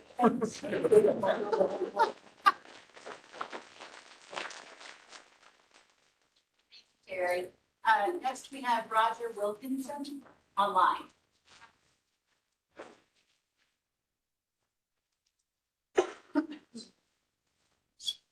I almost forgot to unmute myself. Can you hear me? We can hear you. Thank you. Okay, thank you. This is Roger Wilkinson. My address is 4422 Eagle Bend Drive in Avon. I'm an active member. I've been paying electric bills since 1980 when I moved here. I'll keep this short and sweet. I guess when I heard about the rate increase, I'm a new member to solar. I just had my solar system christened the end of December. And I think I'm in the ballpark. I think I paid 23,000, maybe 14,000 credits. So I thought the payback would be about 12 years, which I thought it's a long time out for an old fart like me, but I thought I got to do my part to help out with the world. But when I saw this, the stuff I've received on the internet, when I saw a solar customer with this rate increase is going to expect a rate increase of 421%, whether that's right or not, non-solar, maybe only 4%. And your two options, option one, maybe my rate's going to go up 291%. And option two, I'll spend that credit in 2 or 3 years. Again, I'm not know if that's exact or not. But the bottom line, I think Brian mentioned, like, with the new rate increase, the investment now is going to probably take 22 years to get your money back. And in 22 years, I know I'm not going to be in the same house. I hope I'm still around, but I'll be a real old fart then in 22 years from now. So I guess when I heard all this, again, I'm sort of an ignorant customer trying to pay attention to what's going on. And the word I use is the economics professor, the new word is shrinkflation. I'm getting less, paying more. And I just sort of, at the end of the day, it's like, I think somebody already said that if they knew then what they know now, I probably would agree. I probably wouldn't have spent the money on solar agreed back in April and had it christened in December.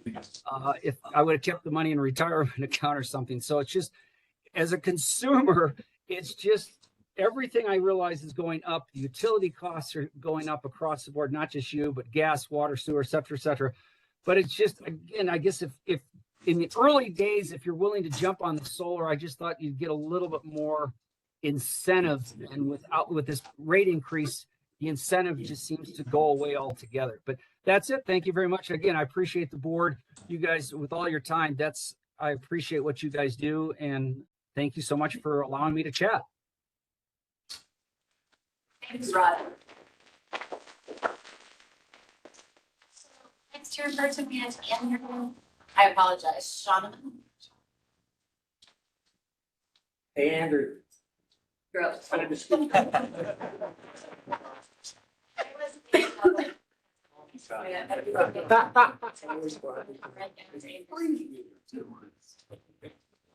Anyway, Andrew Shademan, North Meadowview Court, Springs. I find this, thank you for having this and stuff like that. I find this to be very informative, and I like the fact that you're coming to us, to try and address the situations. I understand the increased cost of this stuff. I don't know how you're going to figure it out, but I'm sure you will come to some determination somewhere along the line stuff. But I just want to say, I don't really care about the coming glacier, the ice age. We'll all be dead and gone before that time. But there are issues that are really pressing that I think a lot of people don't even understand that. Like in the last 50 years, in my lifetime, we've destroyed over 70% of the biodiversity on the planet. We have 2.5 times the population that's sustainable for the earth, and another 15, 20 years, it's going to be all gone. I mean, and if we don't start acting right now, we're putting 100 million kids, on the planet every year, 1 billion every 10 years, completely and totally unsustainable. We're trying to talk about sustainability for ourselves here, which is fantastic. I wish the rest of the world was doing it. But we're in big trouble. We're not going to make it as a species. I mean, I give us 100 years before we're extinct.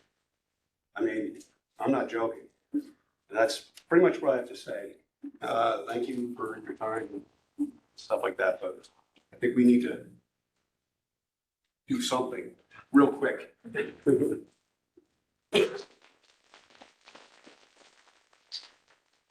you, Andrew. Jessica Fishman, online.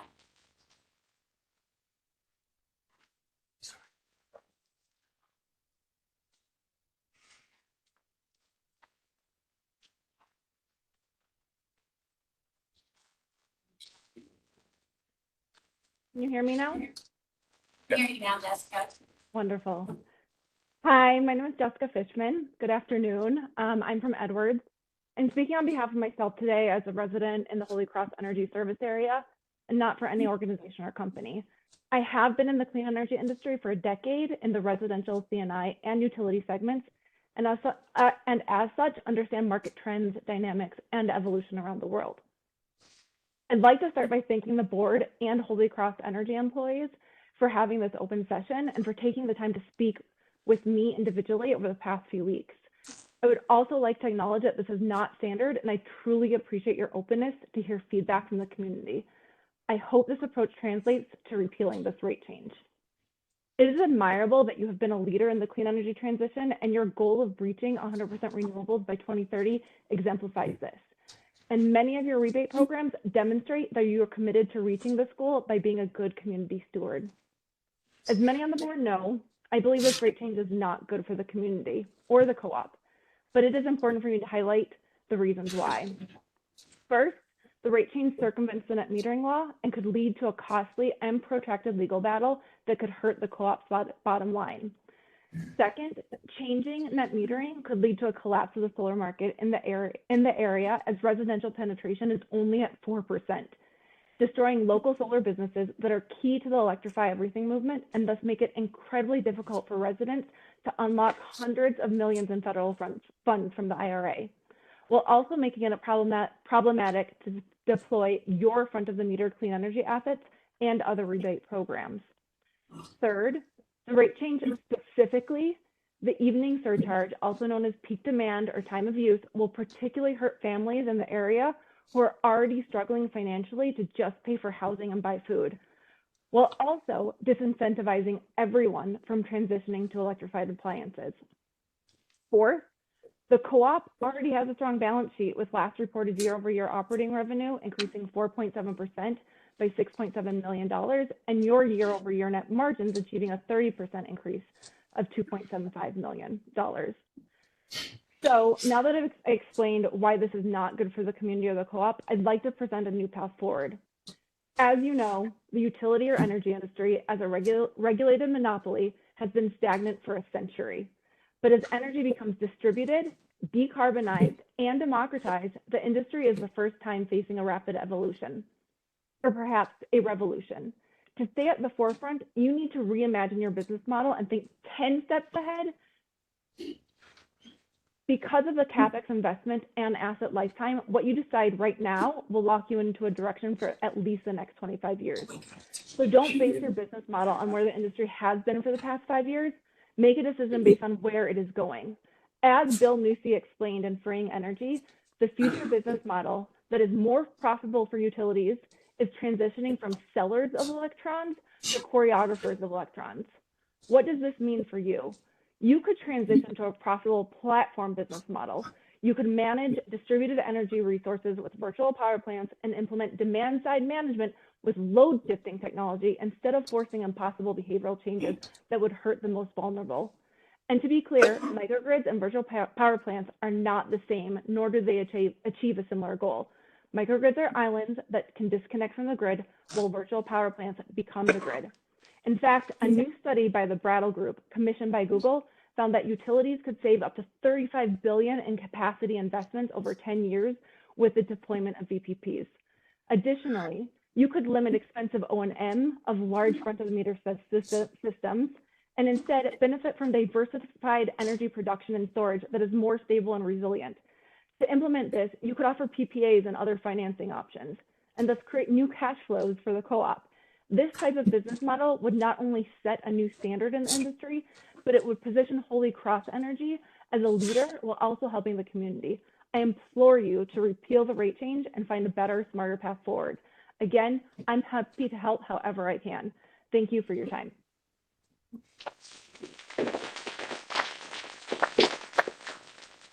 Thank you, Jessica. I'd like to suggest that we take a break until 3 o'clock. Mr. Ryan, we've got water and coffee here, and some snacks.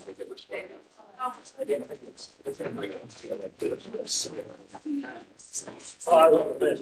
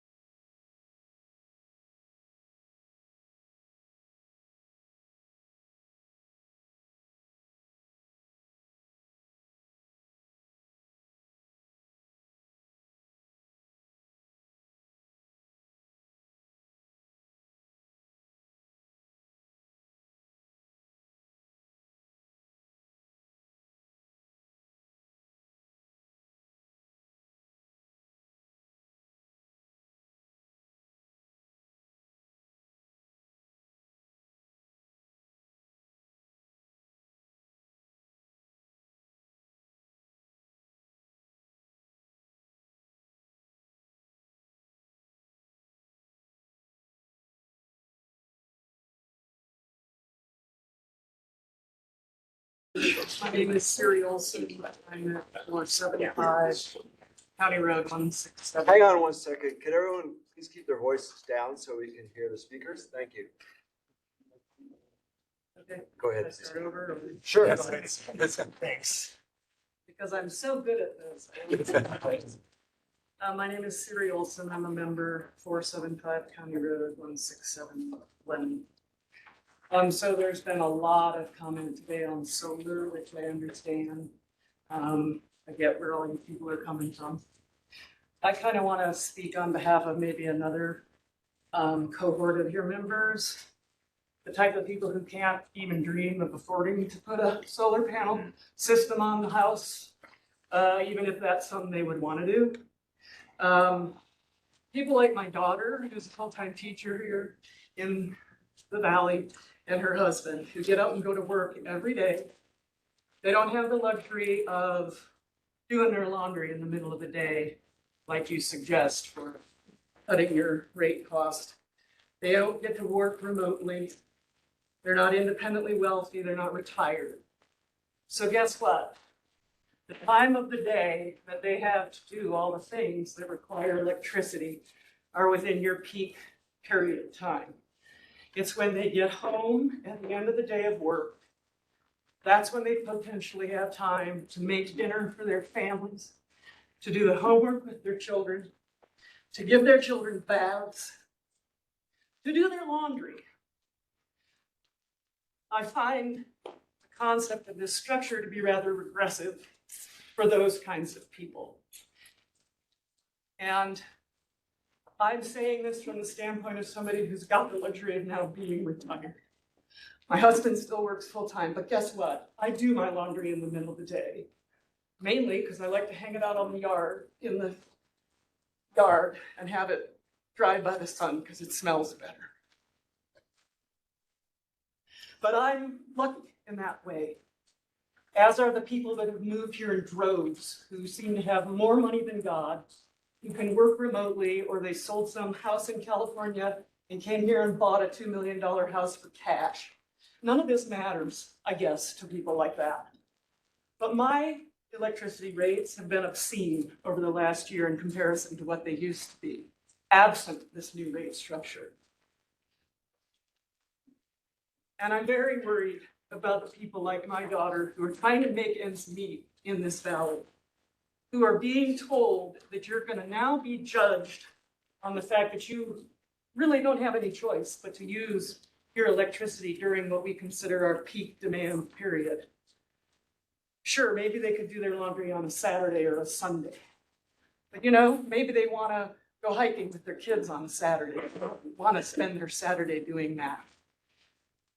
Take into consideration the people on the lower end of the scale on this valley, not just the people that are luxurious enough to afford a Tesla in their garage or solar on their roofs, which I will point out, people like myself and my daughter are already subsidizing by force because of all the tax credits that all these people get to buy a $80,000 Tesla or whatever it costs.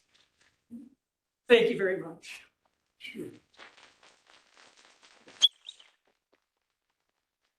Don't mean to be rude, but I have another meeting. Thank you for your time.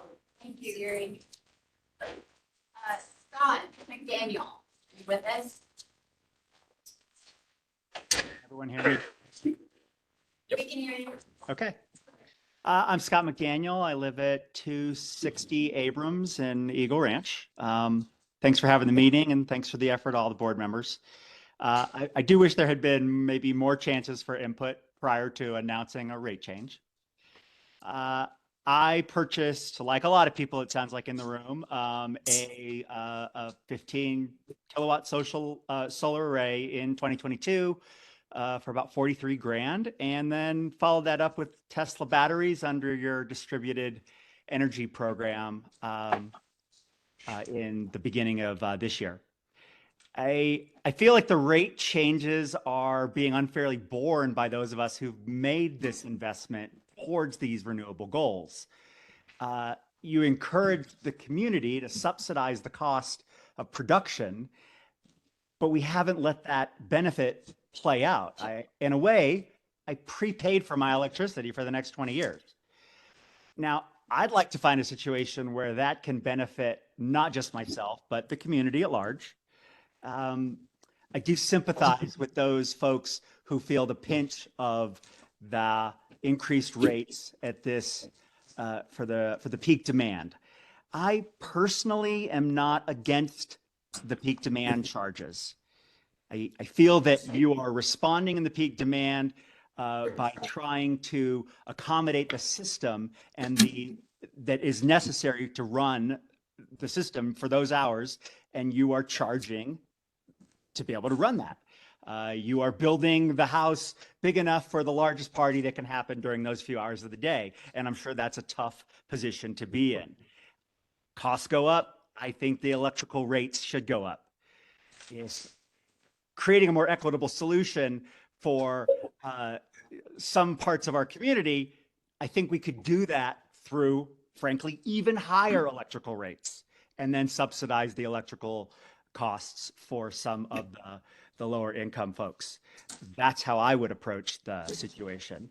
I do feel like that these rate changes were probably in discussion for a long time, and that they were probably known that something like this might be coming down the pike at the same time that I was being told, here's $1,000 rebate, go get yourself solar. Maybe if it had been shared that this was the roadmap on, batteries might have been my first line of attack. And maybe that would have been the case for a lot of people. And I would have probably made different decisions had I known, like a lot of people have said today. I also don't agree with increasing the membership rates. Again, I think that I have a property that uses zero electricity, but I still pay the membership rate. I think that the electricity should be borne by the folks that are using it. And if they're using it at a more peak time of day, then there should be a higher cost associated with that. You're not in the business, or the co-op is not, in providing free electricity. So the electricity costs what it costs. But if we bought into this idea that we're helping with the production and helping solve the problem, I think we should be part of the reaping some of the benefit of creating that upfront investment. And I guess I also don't interpret the signing of the option 1-2 contract as my implicit agreement. I felt that you communicated a certain sense of urgency, and because I am not 100% positive that I'll be in this house 10 years, option 2 was the only one that made sense. But I did feel like my back was up against a wall to make that decision. So I think that covers all the points that I wanted to cover. Thanks for your time. Next,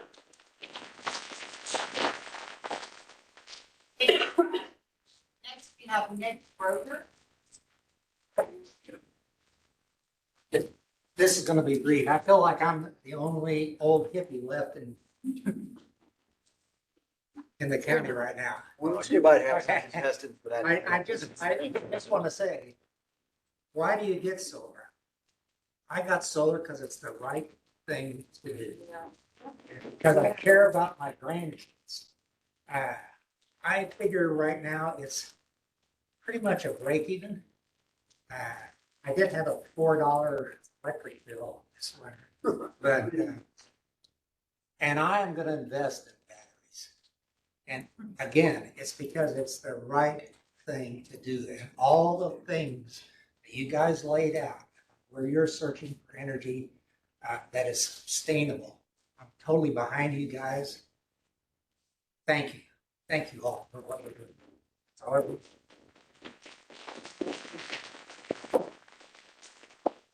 Thank you, Nick. Brendan McCarthy, online. Oh. No, he's gone. Sorry. Let's go on to Catherine Wiskowski.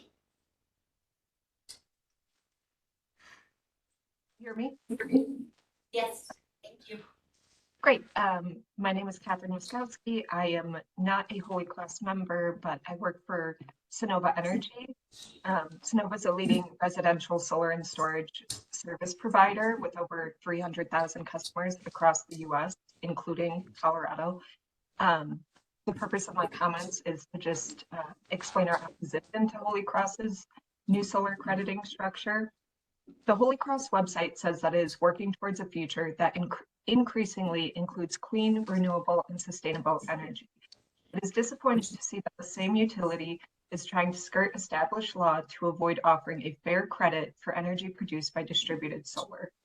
Holy Cross is trying to artificially increase the value of utility-owned renewable energy while diminishing the value of renewable energy produced on-site by customers who don't rely on expensive transmission systems. Ultimately, we all rely on electrons to power our homes and businesses, regardless of where they come from, and customers should be credited fairly for providing those clean electrons to their neighbors, especially when they do not need to travel over expensive transmission infrastructure. Additionally, this new policy makes it harder for only solar customers to control their energy cost. The proposed rate structure would require that customers' bills be based off their single highest 15-minute block of usage out of 600 similar windows throughout the month. This plan has solar customers paying for electricity that they do not use under a rate structure that is nearly impossible for them to understand. Other utilities have implemented demand charges and abandoned them after conceding that residential customers do not understand how they work. Residential customers lack the technology to be apprised in a timely manner of price signals provided by demand charges. Without that information, residential customers are helpless to take action to protect themselves from high demand charges and ultimately higher energy bills. Holy Cross is expecting customers to have appliances or lifestyles that lend themselves to follow complicated demand charge signals. Holy Cross needs to realize that its customers did not agree to let the utility tell them when to make dinner or when to work on homework. Furthermore, this plan is the opposite of what Holy Cross claims as their priorities. If Holy Cross wants a future that increasingly includes clean, renewable, and sustainable energy, there should be pricing signals and incentives for energy efficiency, electrification, renewable energy adoption, and battery storage. This disastrous rate does not reflect that. Instead, they penalize customers who invest in clean energy infrastructure that benefits all ratepayers. Our future depends on a successful clean energy transition.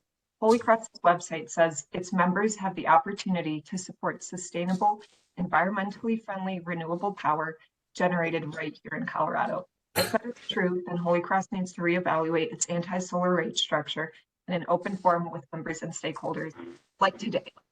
Thank you.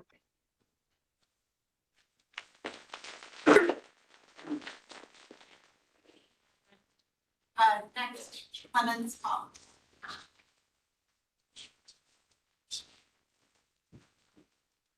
My name is Clem Cope. I'm an electrical engineer. I'm a former employee, a former 20-year member, a beneficiary of a significant investment by Holy Cross in the rooftop panels on my home. I'm 11-year chairman of the Colorado Air Quality Control Commission and a former Holy Cross board member.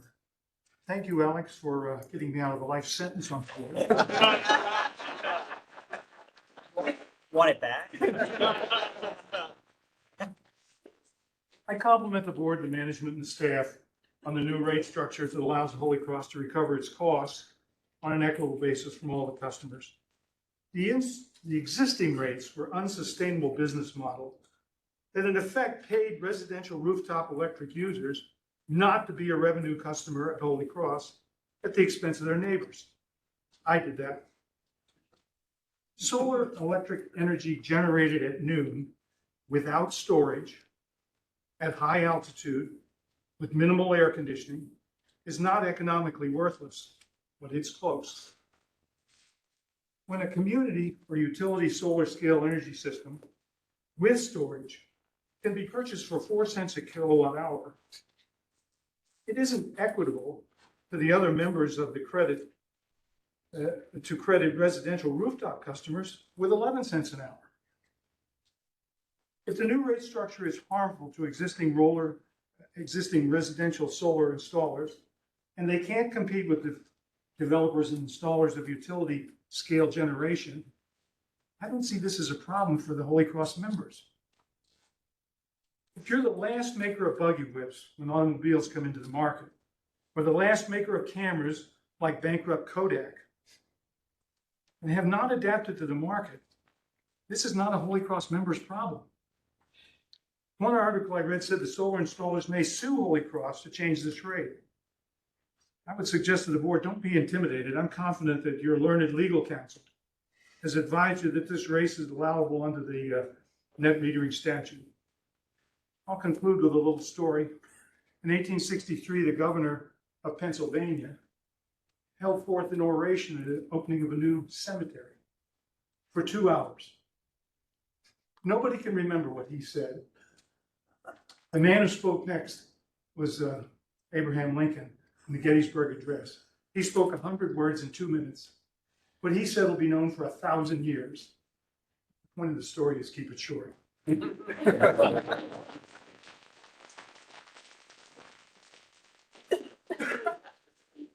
you, Clem. Dave Nickley?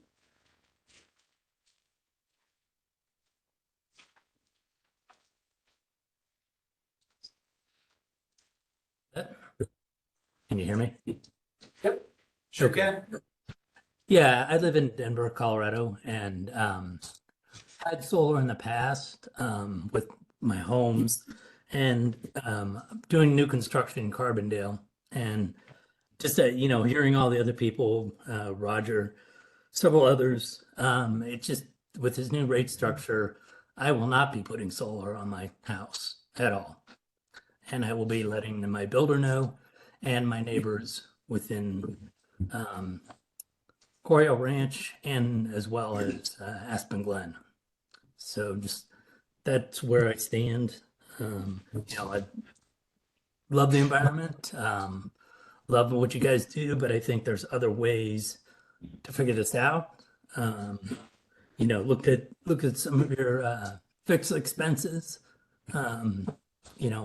Look at some of the AI, look at some of outsourcing, excuse me, and just figure out a better way to do this.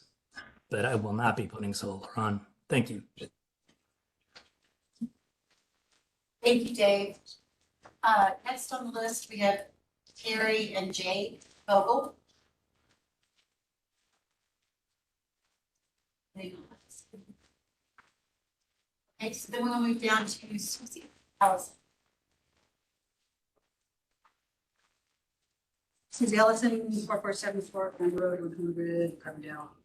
And we were actually the first grid intertied combination business residential, thanks to Holy Cross, doing amazing work, helping us get that done and take advantage of tax credits long ago, and providing incentives, rebates, which I think are part of the payback, that have not been acknowledged in this discussion. But I guess I'm one of the 8 people who wrote you a letter of support. It was astounding to me, and I wrote it in response to reading some negative op-ed pieces that I think got the equation wrong. My background is was a teacher, energy education, and climate literacy were my focuses. And we decided to put solar on our property because it was the right thing to do. I mean, look out the window, it's smoky. Remember that? It didn't used to happen, right? The climate is changing faster than we can adapt. And I really applaud Holy Cross for looking towards the future, and at least getting this party going. Who's paying for the grid? It's really easy to say, we all support green energy. Well, I think it's a lot more complicated than we like to think. There's so many algorithms. You're trying to smooth out this curve. And I think what this discussion really points out is the incredible need for consumer education by both Holy Cross, by the solar installation companies. Because I talk to people who are looking at solar on their rooftops and I say, how many kilowatts are you getting? And they say 10 pounds. Right? I say, what's your energy use? They don't know. right? People don't read their bills. Somehow we need to get people to become engaged consumers of electrons. We all sit here and, I mean, we put more solar on. We were not covering our use with 4 kilowatts, so we went up to 7.8, added another 3 point whatever, because we also took advantage of Holy Cross's generous rebate programs and bought a Chevy Bolt. One of the smartest things we've done. I might start charging at a different time of day because I hadn't thought about it. You know, in the future, I'll set it to charge at 4 in the morning if I want to charge it, instead of just coming home and going, oh, I need to charge my car. So I've been educated because it made me think about this. And I think that that is really the key, is that people need to be educated consumers. And I really applaud Holy Cross for taking steps to educate people and to make people really aware that it costs money to maintain a grid. Right? It costs a lot of money. So to say that I put solar on so I have free electricity, that was never, ever the purpose, ever. And I felt like when we put ours up, it was to make as much doing the right thing, but as to create a conversation piece. We had a neighbor go, "Do those things work?" They do. And when I put solar on at school, you know, we started with 1 kilowatt because there was a state program to install solar, and then you had to have a project to go with it, you know. And so we built energy efficient buildings and worked on energy efficiency. And I think that's the dialogue that's gotten lost in here, is how important the efficiency piece is with the new rate structure. You know, if you're more efficient, you won't pay as much. It's just making things better with simpler actions, you know. So, but anyhow, I applaud you guys for having this long session and listening to people, and I hope you get maybe more than 8. It makes me really sad. But I don't know if everyone even reads their newsletter. You know, they don't. And the last comment is, we have been pretty avid attenders of the annual meeting. And the first one we attended, we sat with Randy Udall, energy visionary, who said, "Isn't this great? This is the best form of democracy ever." And there were people thankful for getting the grid to their house. And those people are all, you know, they're dying off. But I think everyone here who has solar should be going to those annual meetings being thankful that they were given rebates and support to put solar on their house and do something good that way.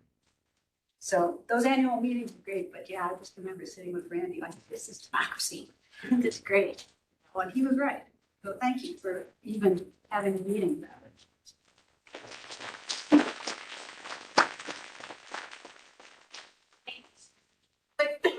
Annual meeting, June 15th at Caw out in Willits. We'll start around 6 o'clock. So Okay, what's different about this year's, Jenna? okay. There might be an open bar.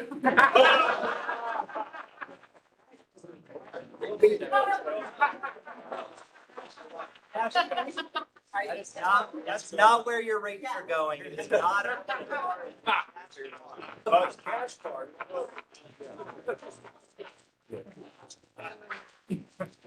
It's worrisome. I thought we said there was no announcement. Okay, no cash. It's only a cash bar. All right. So Jeff Barron, are you with us?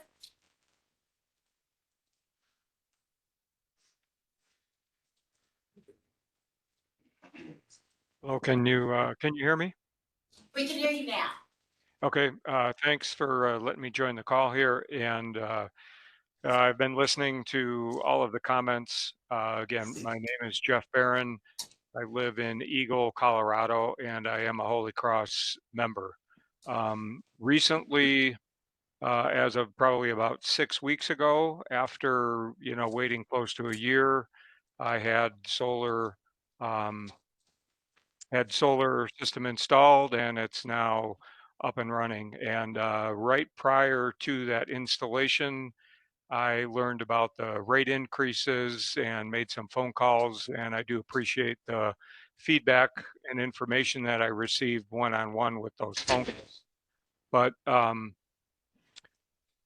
having said that, if I had not already had a substantial investment in that at that point in time, which would have been non-refunded, I probably would not have installed the solar system.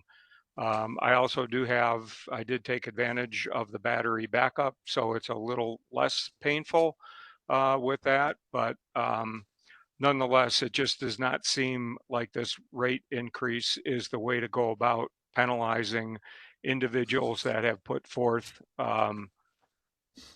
basically funding that part of the infrastructure and not requiring Holy Cross to put those funds forth.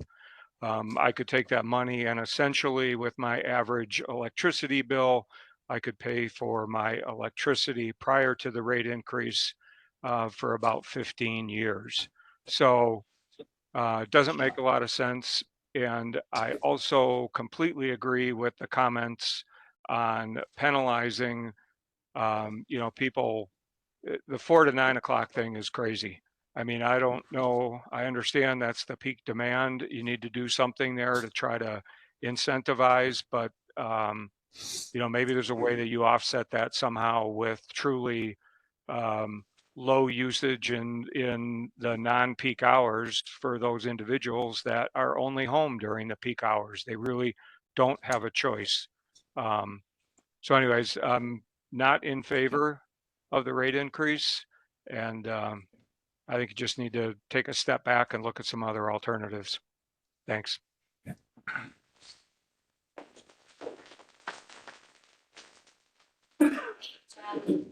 Tyler's.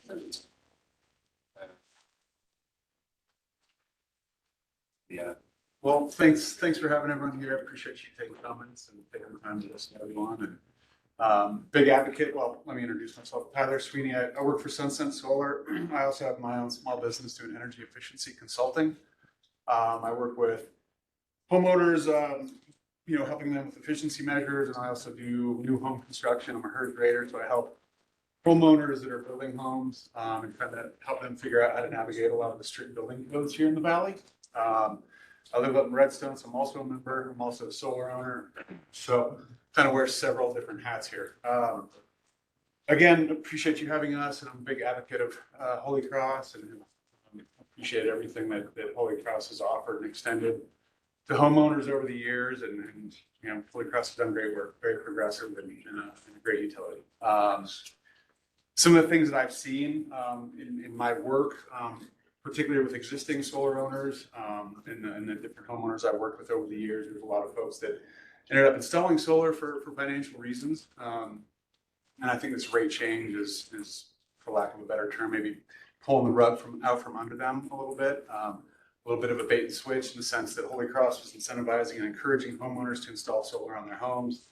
And now they're being told, hey, yeah, your solar isn't as valuable as you thought it was going to be when you bought the solar. So that, I know that's going to sting. I've heard it from homeowners that have solar that I've worked with in the past. And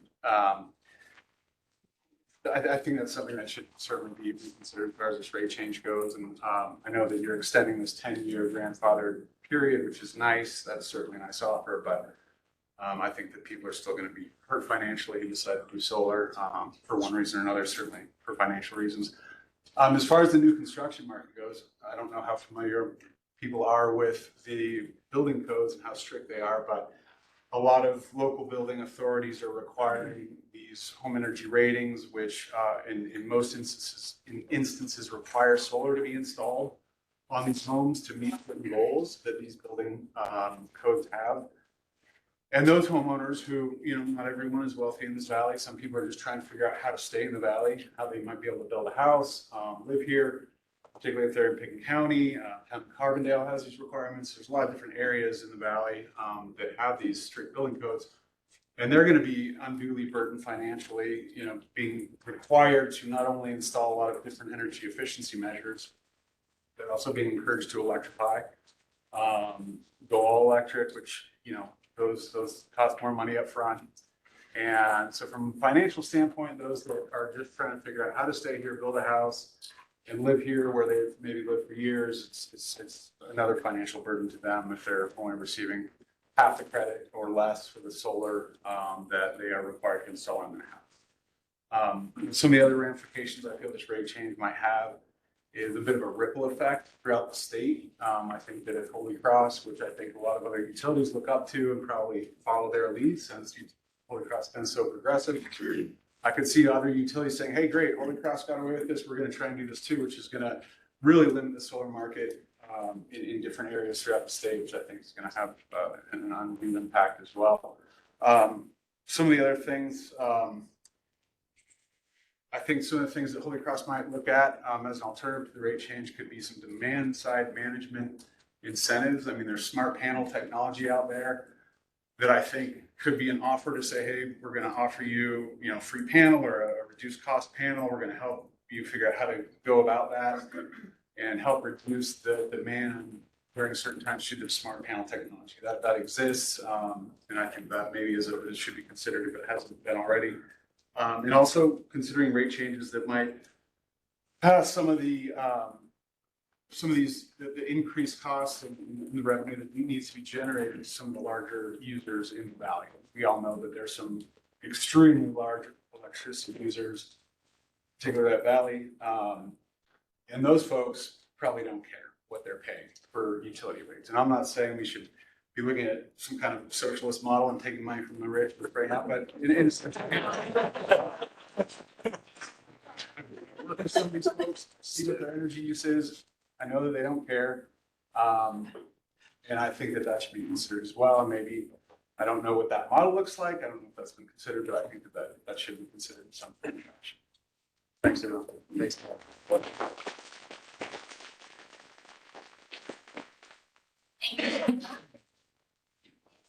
Anyone online who have not yet spoken that is interested in speaking, could I ask you to send a note to Jonathan Perez and let him know that you'd like to speak, and we'll add you to our list. Otherwise, we'll continue for comments in person. So, George Henry.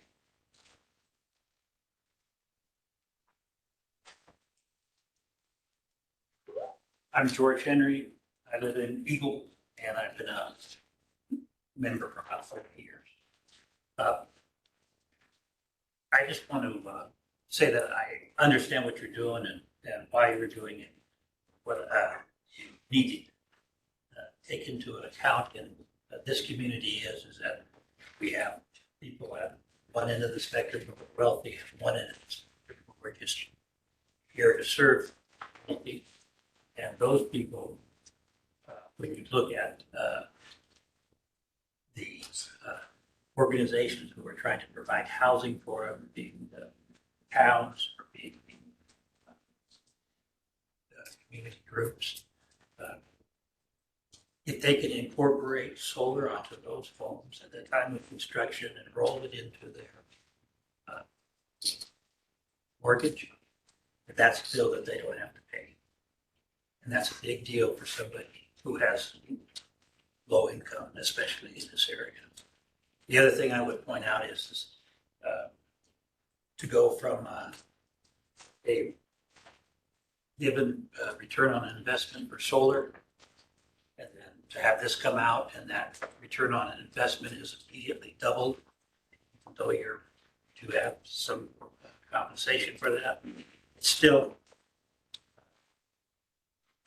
doesn't seem to be equitable, and it does not compute with the investment you made in your home. Any other investment you made in your home would be more valuable than solar on your roof at that time. And the other thing is I think you're disenfranchising your members. Everybody's talking about, well, the dollars and the cents, but the fact of the matter is that there's people in here who are like me who didn't put solar on their house until it penciled out for my career, lifespan, however you did it. But all of those people who wish to participate are now out of that. And you guys are telling them how they are going to respond to private climate change or renewables or whatever. So, what they're looking at is that they are now in your system, and that's how they respond to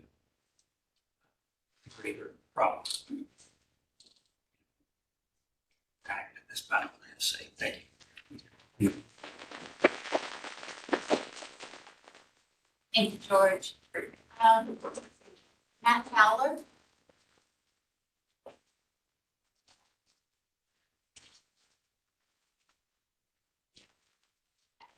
Thank you, board members, for the opportunity to address you. I very much appreciate what it is to serve on board. I'm with Atlasta Solar Center. As Lou stated, we are not a Holy Cross Energy customer. However, we are a stakeholder. We do quite a lot of work up in this area. I echo what's already been said, but I also ask that for the the battery program, we look at some other manufacturers as well. Customers have the option to select other manufacturers, but they do not have the option to choose their utility. So I just ask that we take a look there and open that up to other manufacturers. Thank you.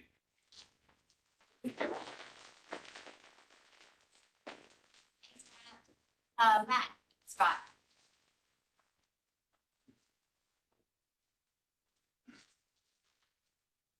Good afternoon. Thank you all for taking the time today to have an open public comment session.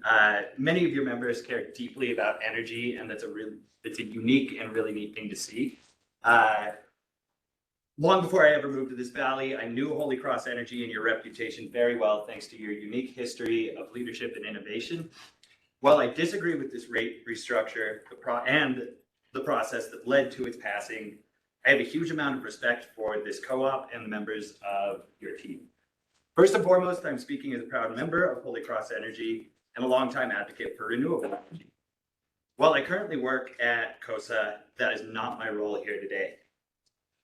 Prior to joining COSA, I spent nearly 10 years working with communities to improve energy efficiency, adopt renewable energy, accelerate local electrification, and I even fought for the 5-megawatt Brush Creek project. My request today, Holy Cross, is to not postpone, but to repeal this rate structure and explore a better solution in partnership with the community based on the following 3 concerns. Number 1, harm to individual members and local businesses. 2, negative impacts on local governments and climate action plans. And 3, the unnecessary risk of rushing into the wrong decision.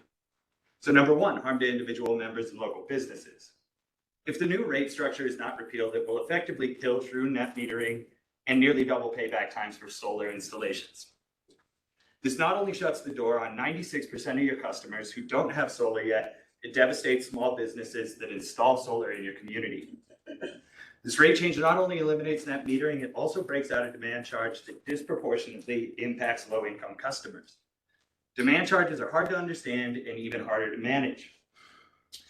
Basing this charge on the worst 15-minute period from 4 to 9 over 30 days, if you can wrap your head around it, is incredibly tough for people who don't have smart appliances to manage. And a lot of your low-income customers have electric baseboard heating. That's brutal when it comes to a demand charge. While I'm grateful for this opportunity for public comment, the process that led to this rate restructure was unacceptable from a member's perspective. To pass the rate change in January, tell the public in March, take comments in May, is ready, aim, fire. Not to mention, there's a board election coming up, and none of your members know where the candidates stand on this issue. That's got to change. Why were members of this co-op not given the opportunity to understand and inform this rate change before it was affirmed in January? And furthermore, why do we not know where the candidates stand? Number 2, negative impacts on local governments and climate action plans. All 3 counties and most of the local governments served by Holy Cross have adopted aggressive greenhouse gas reduction targets. Some of those even require on-site renewable energy, and almost all of them demand electrification. I've collaborated with people in this room on heat pump webinars, and you know as well as I do how hard it is to get people to listen. And honestly, electrification was already cost prohibitive, it was already confusing, and it's unreasonable to continue expecting nonprofits, municipalities, and contractors to push for electrification when Holy Cross is trying to adopt a rate structure that doubles the payback time on solar and encourages the continued use of natural gas. We can't expect the same lift when we take away the lever. Third, rushing into the wrong decision. Holy Cross has a history of innovation and leadership on inspirational projects.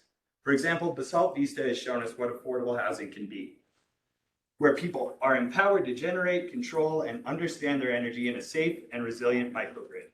Undeniably, rooftop solar is an essential part of that story. This rate change does not inspire members to play an active role in their energy, nor does it invite them to be a part of your co-op story. There is no reason to rush into this important decision. Holy Cross Energy is financially stable, it's not being overrun by solar customers, and it hasn't fully satisfied the concerns of its community. I implore the board to repeal this rate structure and consider the history of innovation and leadership. When we gathered at Basalt Vista about 4 or 5 years ago with Governor Polis, the community was more excited about our energy future than I've ever seen before. It was a vision for the future that all of us wanted to be a part of. At the time, we were talking about how important distributed resources are and what it meant for resiliency and how residential microgrids were on the horizon. I want to know what changed as a member. With unprecedented access to renewable energy and the impending Inflation Reduction Act, this is the perfect opportunity to embrace distributed energy resources and explore groundbreaking solutions like virtual power plants.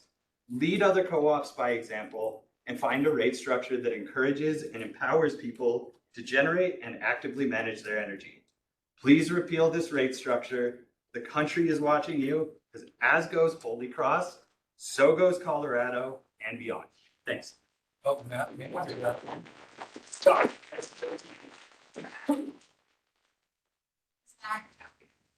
Jesse on.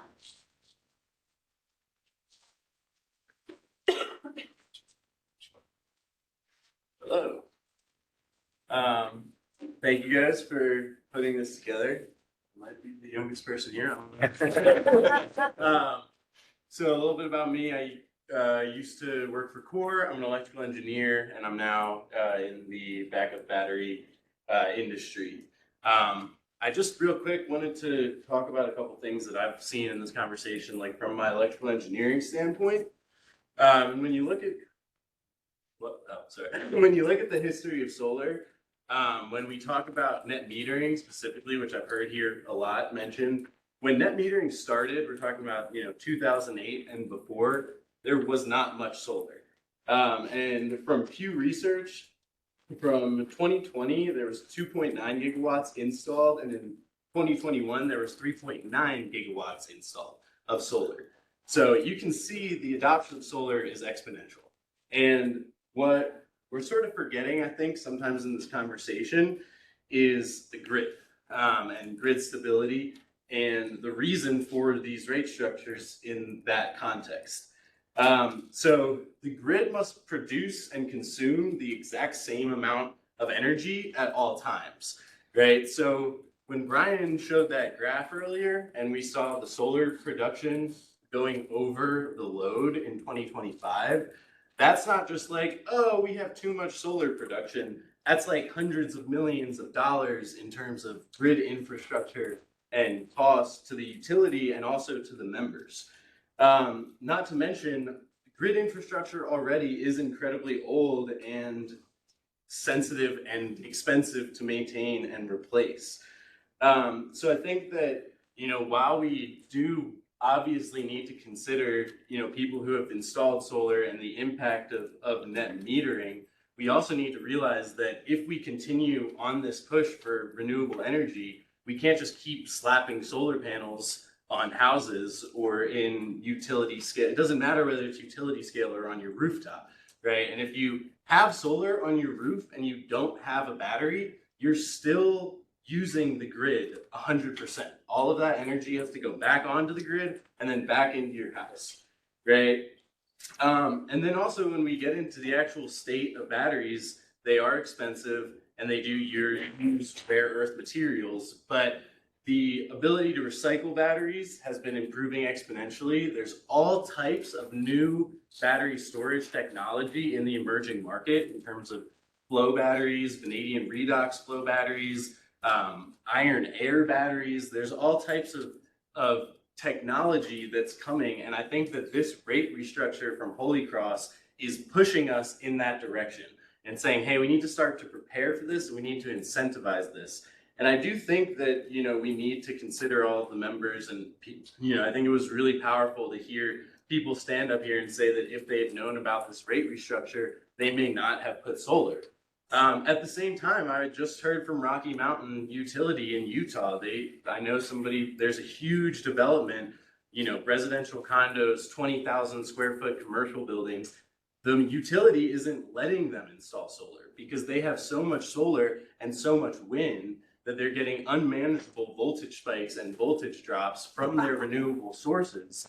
And they don't need more renewable sources. They need storage to be able to absorb those voltage spikes or supply when you have a voltage lag. So I think something that Holy Cross could consider is the incentives for the batteries. And I think that the whole Power Plus program is an amazing step in that direction.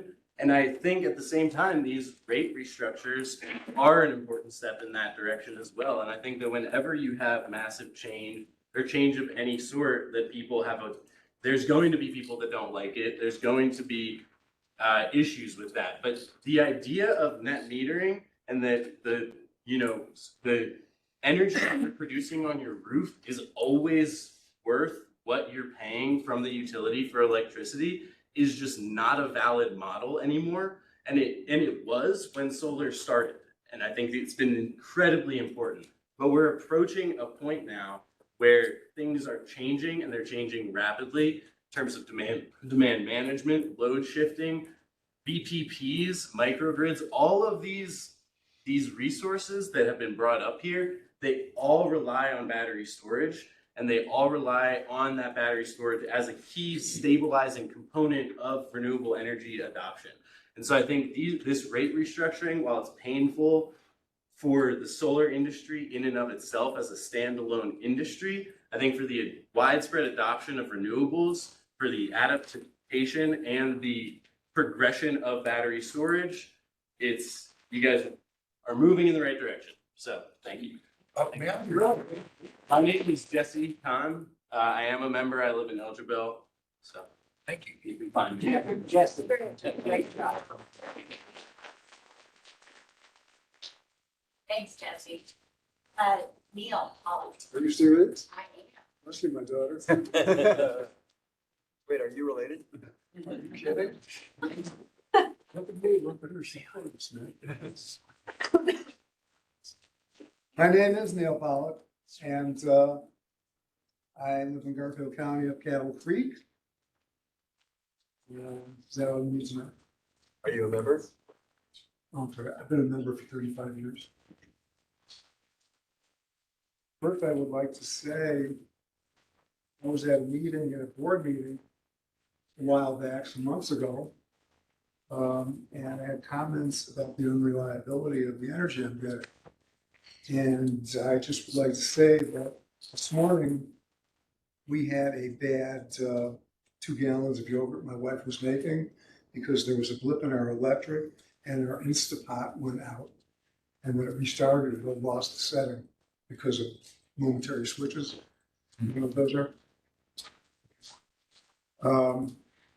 Also, firstly, I've got some questions about why Holy Cross needs delivery charge. There's an article in the Aspen Times, and Holy Cross rate restructuring sparked controversy. It was in Silver Sun. I am not going to bore you with that. I'll just talk to my very good friend Jenna, and she'll line me out on that and the math of it. The emission and pricing that you have posted says that you have a formula derived from a measured power usage in 15-minute period between 4 and 9 p.m. Sometime during the month, customers will be assessed 125 per kilowatt, increasing to 375 per kilowatt in 2025. Can you tell me what that formula is? Just to remind you, this is not a Q&A. This is a one-way forum. So you can pose your questions. They will not be answered today. Okay. Germane to that question, and that's before that, from the Soper Sun articles and your rate increase and your peak rate increase in that, I'd like to read a quote. You know, when I was asked earlier about the issue of coal, under my plan of cap and trade system, electricity rates would necessarily skyrocket, even regardless of what I say about whether coal is good or bad, because I'm capping greenhouse gases, coal power plants, natural gas, you name it. Whatever the plants were, whatever the industry was, they would have to retrofit their operations. That'll cost money. They will pass that money on to consumers. Rhetorical question, because you're not answering questions. Anybody who knows who said that, raise your hand. So I'd like to know, who are you working for, us or Barack Obama? Moving along. Why won't you switch to the cheapest and most efficient form of alternative energy, which is nuclear energy? We have been using that effectively since before 1959 and addressing the need for nuclear energy as well as the global warming, climate change, alarmist hoax. We had a nuclear sub surface at the North Pole in 1958, 1959. So it was warmer then. Here's a picture of the USS Skate at the North Pole. Just saying. I'm just trying to keep this under 5 minutes. And this is a wealth of information that will be part of my permanent record along with a black mark, I imagine.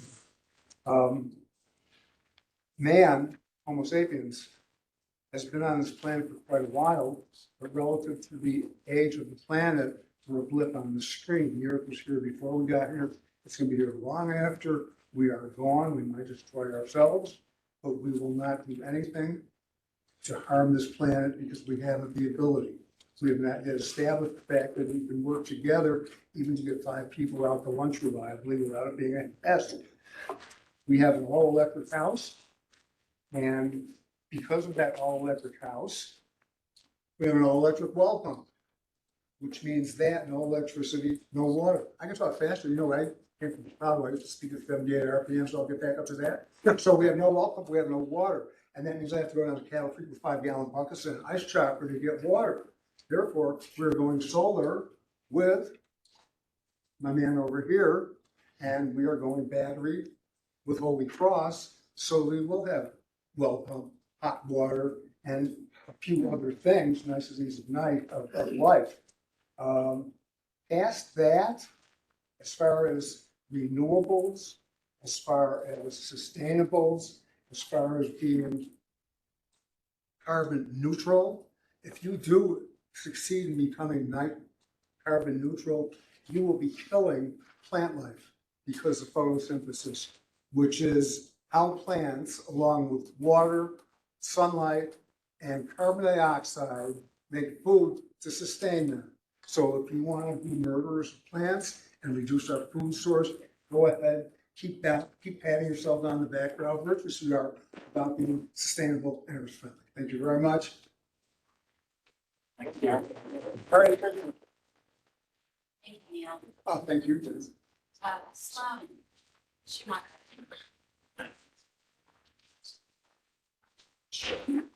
My name is Sloan Shoemaker. I'm from Carbondale and I'm a Holy Cross member, a proud Holy Cross member. I'm like this young lady. I have solar panels. I've got an electric car. Now I'm convinced to get a battery too. So I'm all in. I have a niece who works in Washington, D.C., who worked in the renewable energy industry for a nonprofit working globally to get renewable energy sources distributed into needy communities. And now she works for DOE doing similar work. And when she found out that I was a member of Holy Cross, she's like, "What? Are you kidding? They're known nationwide for your progressive, thoughtful shift to renewable energy adaptation." So thank you very much. I appreciate it. I believe in climate change. I don't believe climate change. Climate change is real. I accept it. I accept the scientific consensus. We got to do this.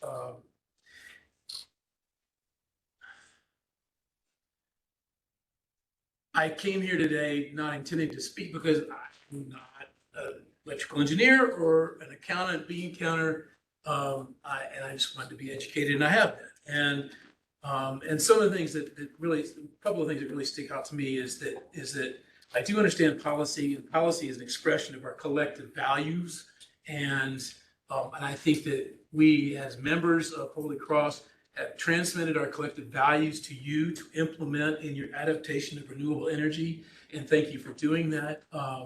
And I want to make sure that that our subsidy policies are promoting the things that we want to encourage, and that there aren't any unintended consequences of disincentivizing things that we actually do want to promote. And I've heard some thoughtful comments from some of the people here who understand this better than I do, that suggest that maybe that's an unintended consequence, and let's take a close look at that and make sure that doesn't happen.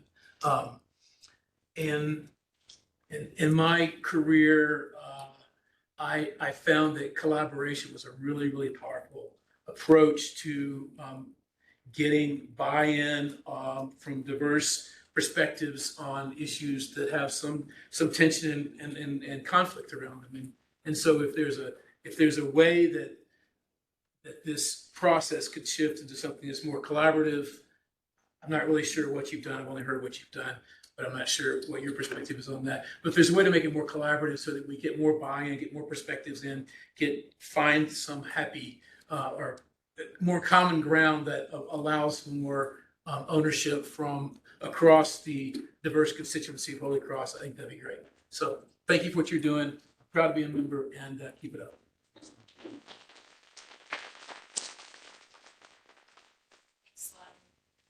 Bill Setmeyer. Left. Okay. So is there anyone with us today that's the end of our list that have requested to speak? Is there anybody that I haven't called that would like to speak? Dan Casey. Yeah. Memory. Zane Casey. I don't have anything brilliant that hasn't been said already today. Roseanne, could you introduce yourself? Yes, I'm Zane Casey. I am a member. I'm from Eagle. And I was saying I don't have too much new to add. I have done utility reform work in the past, primarily abroad, and primarily working with some of the most unequipped and struggling utilities that you can imagine. And when I moved home, I was just so excited to see the best of the best, and the work that Holy Cross does is really impressive. I think there've been really great comments today, and mostly I think my only thing to add is that it makes me happy to see a company or a co-op that's receptive and open, but also to see a community who's having a respectful conversation and disagreeing while being agreeable. And I haven't seen that in a long time. So thank you all. I really appreciate it. And I am also running for the board. About that. So I'd be happy to share my thoughts with anybody who asked. Somebody asked. Thanks, Roseanne. Yeah. Anybody else?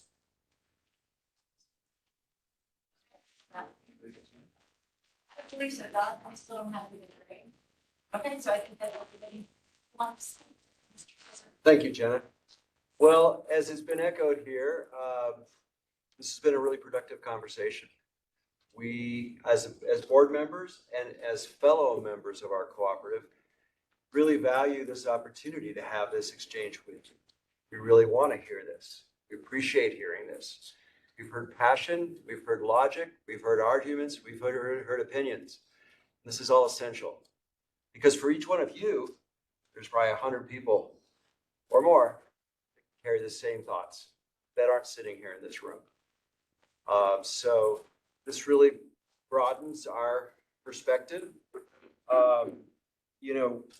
Irrespective of the pause that, was announced and, today, our work on this issue continues because your board and your staff is working to follow the Wayne Gretzky approach of looking where the puck's going, right? Many of you mentioned that.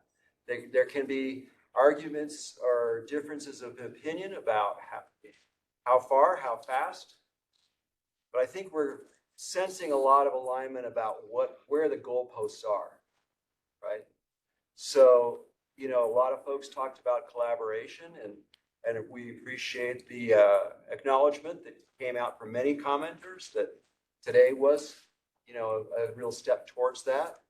We've tried to include that and incorporate that throughout this process, which has been mainly executed by staff.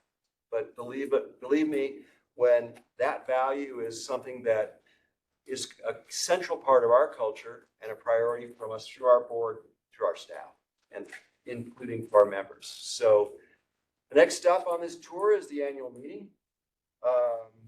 You know, that does traditionally offer a Q&A. I'll mention that, you know, that we'll keep in mind that the rates decisions have been paused. Today marks really the culmination of our comment period on the rate design proposal that was announced in February. So the comments that we've received over these months, you saw them on the board. They were very, you know, very substantial, a large number of comments, more today. They're all assimilated. We're going to see how the state process unfolds. We're going to fold it all together.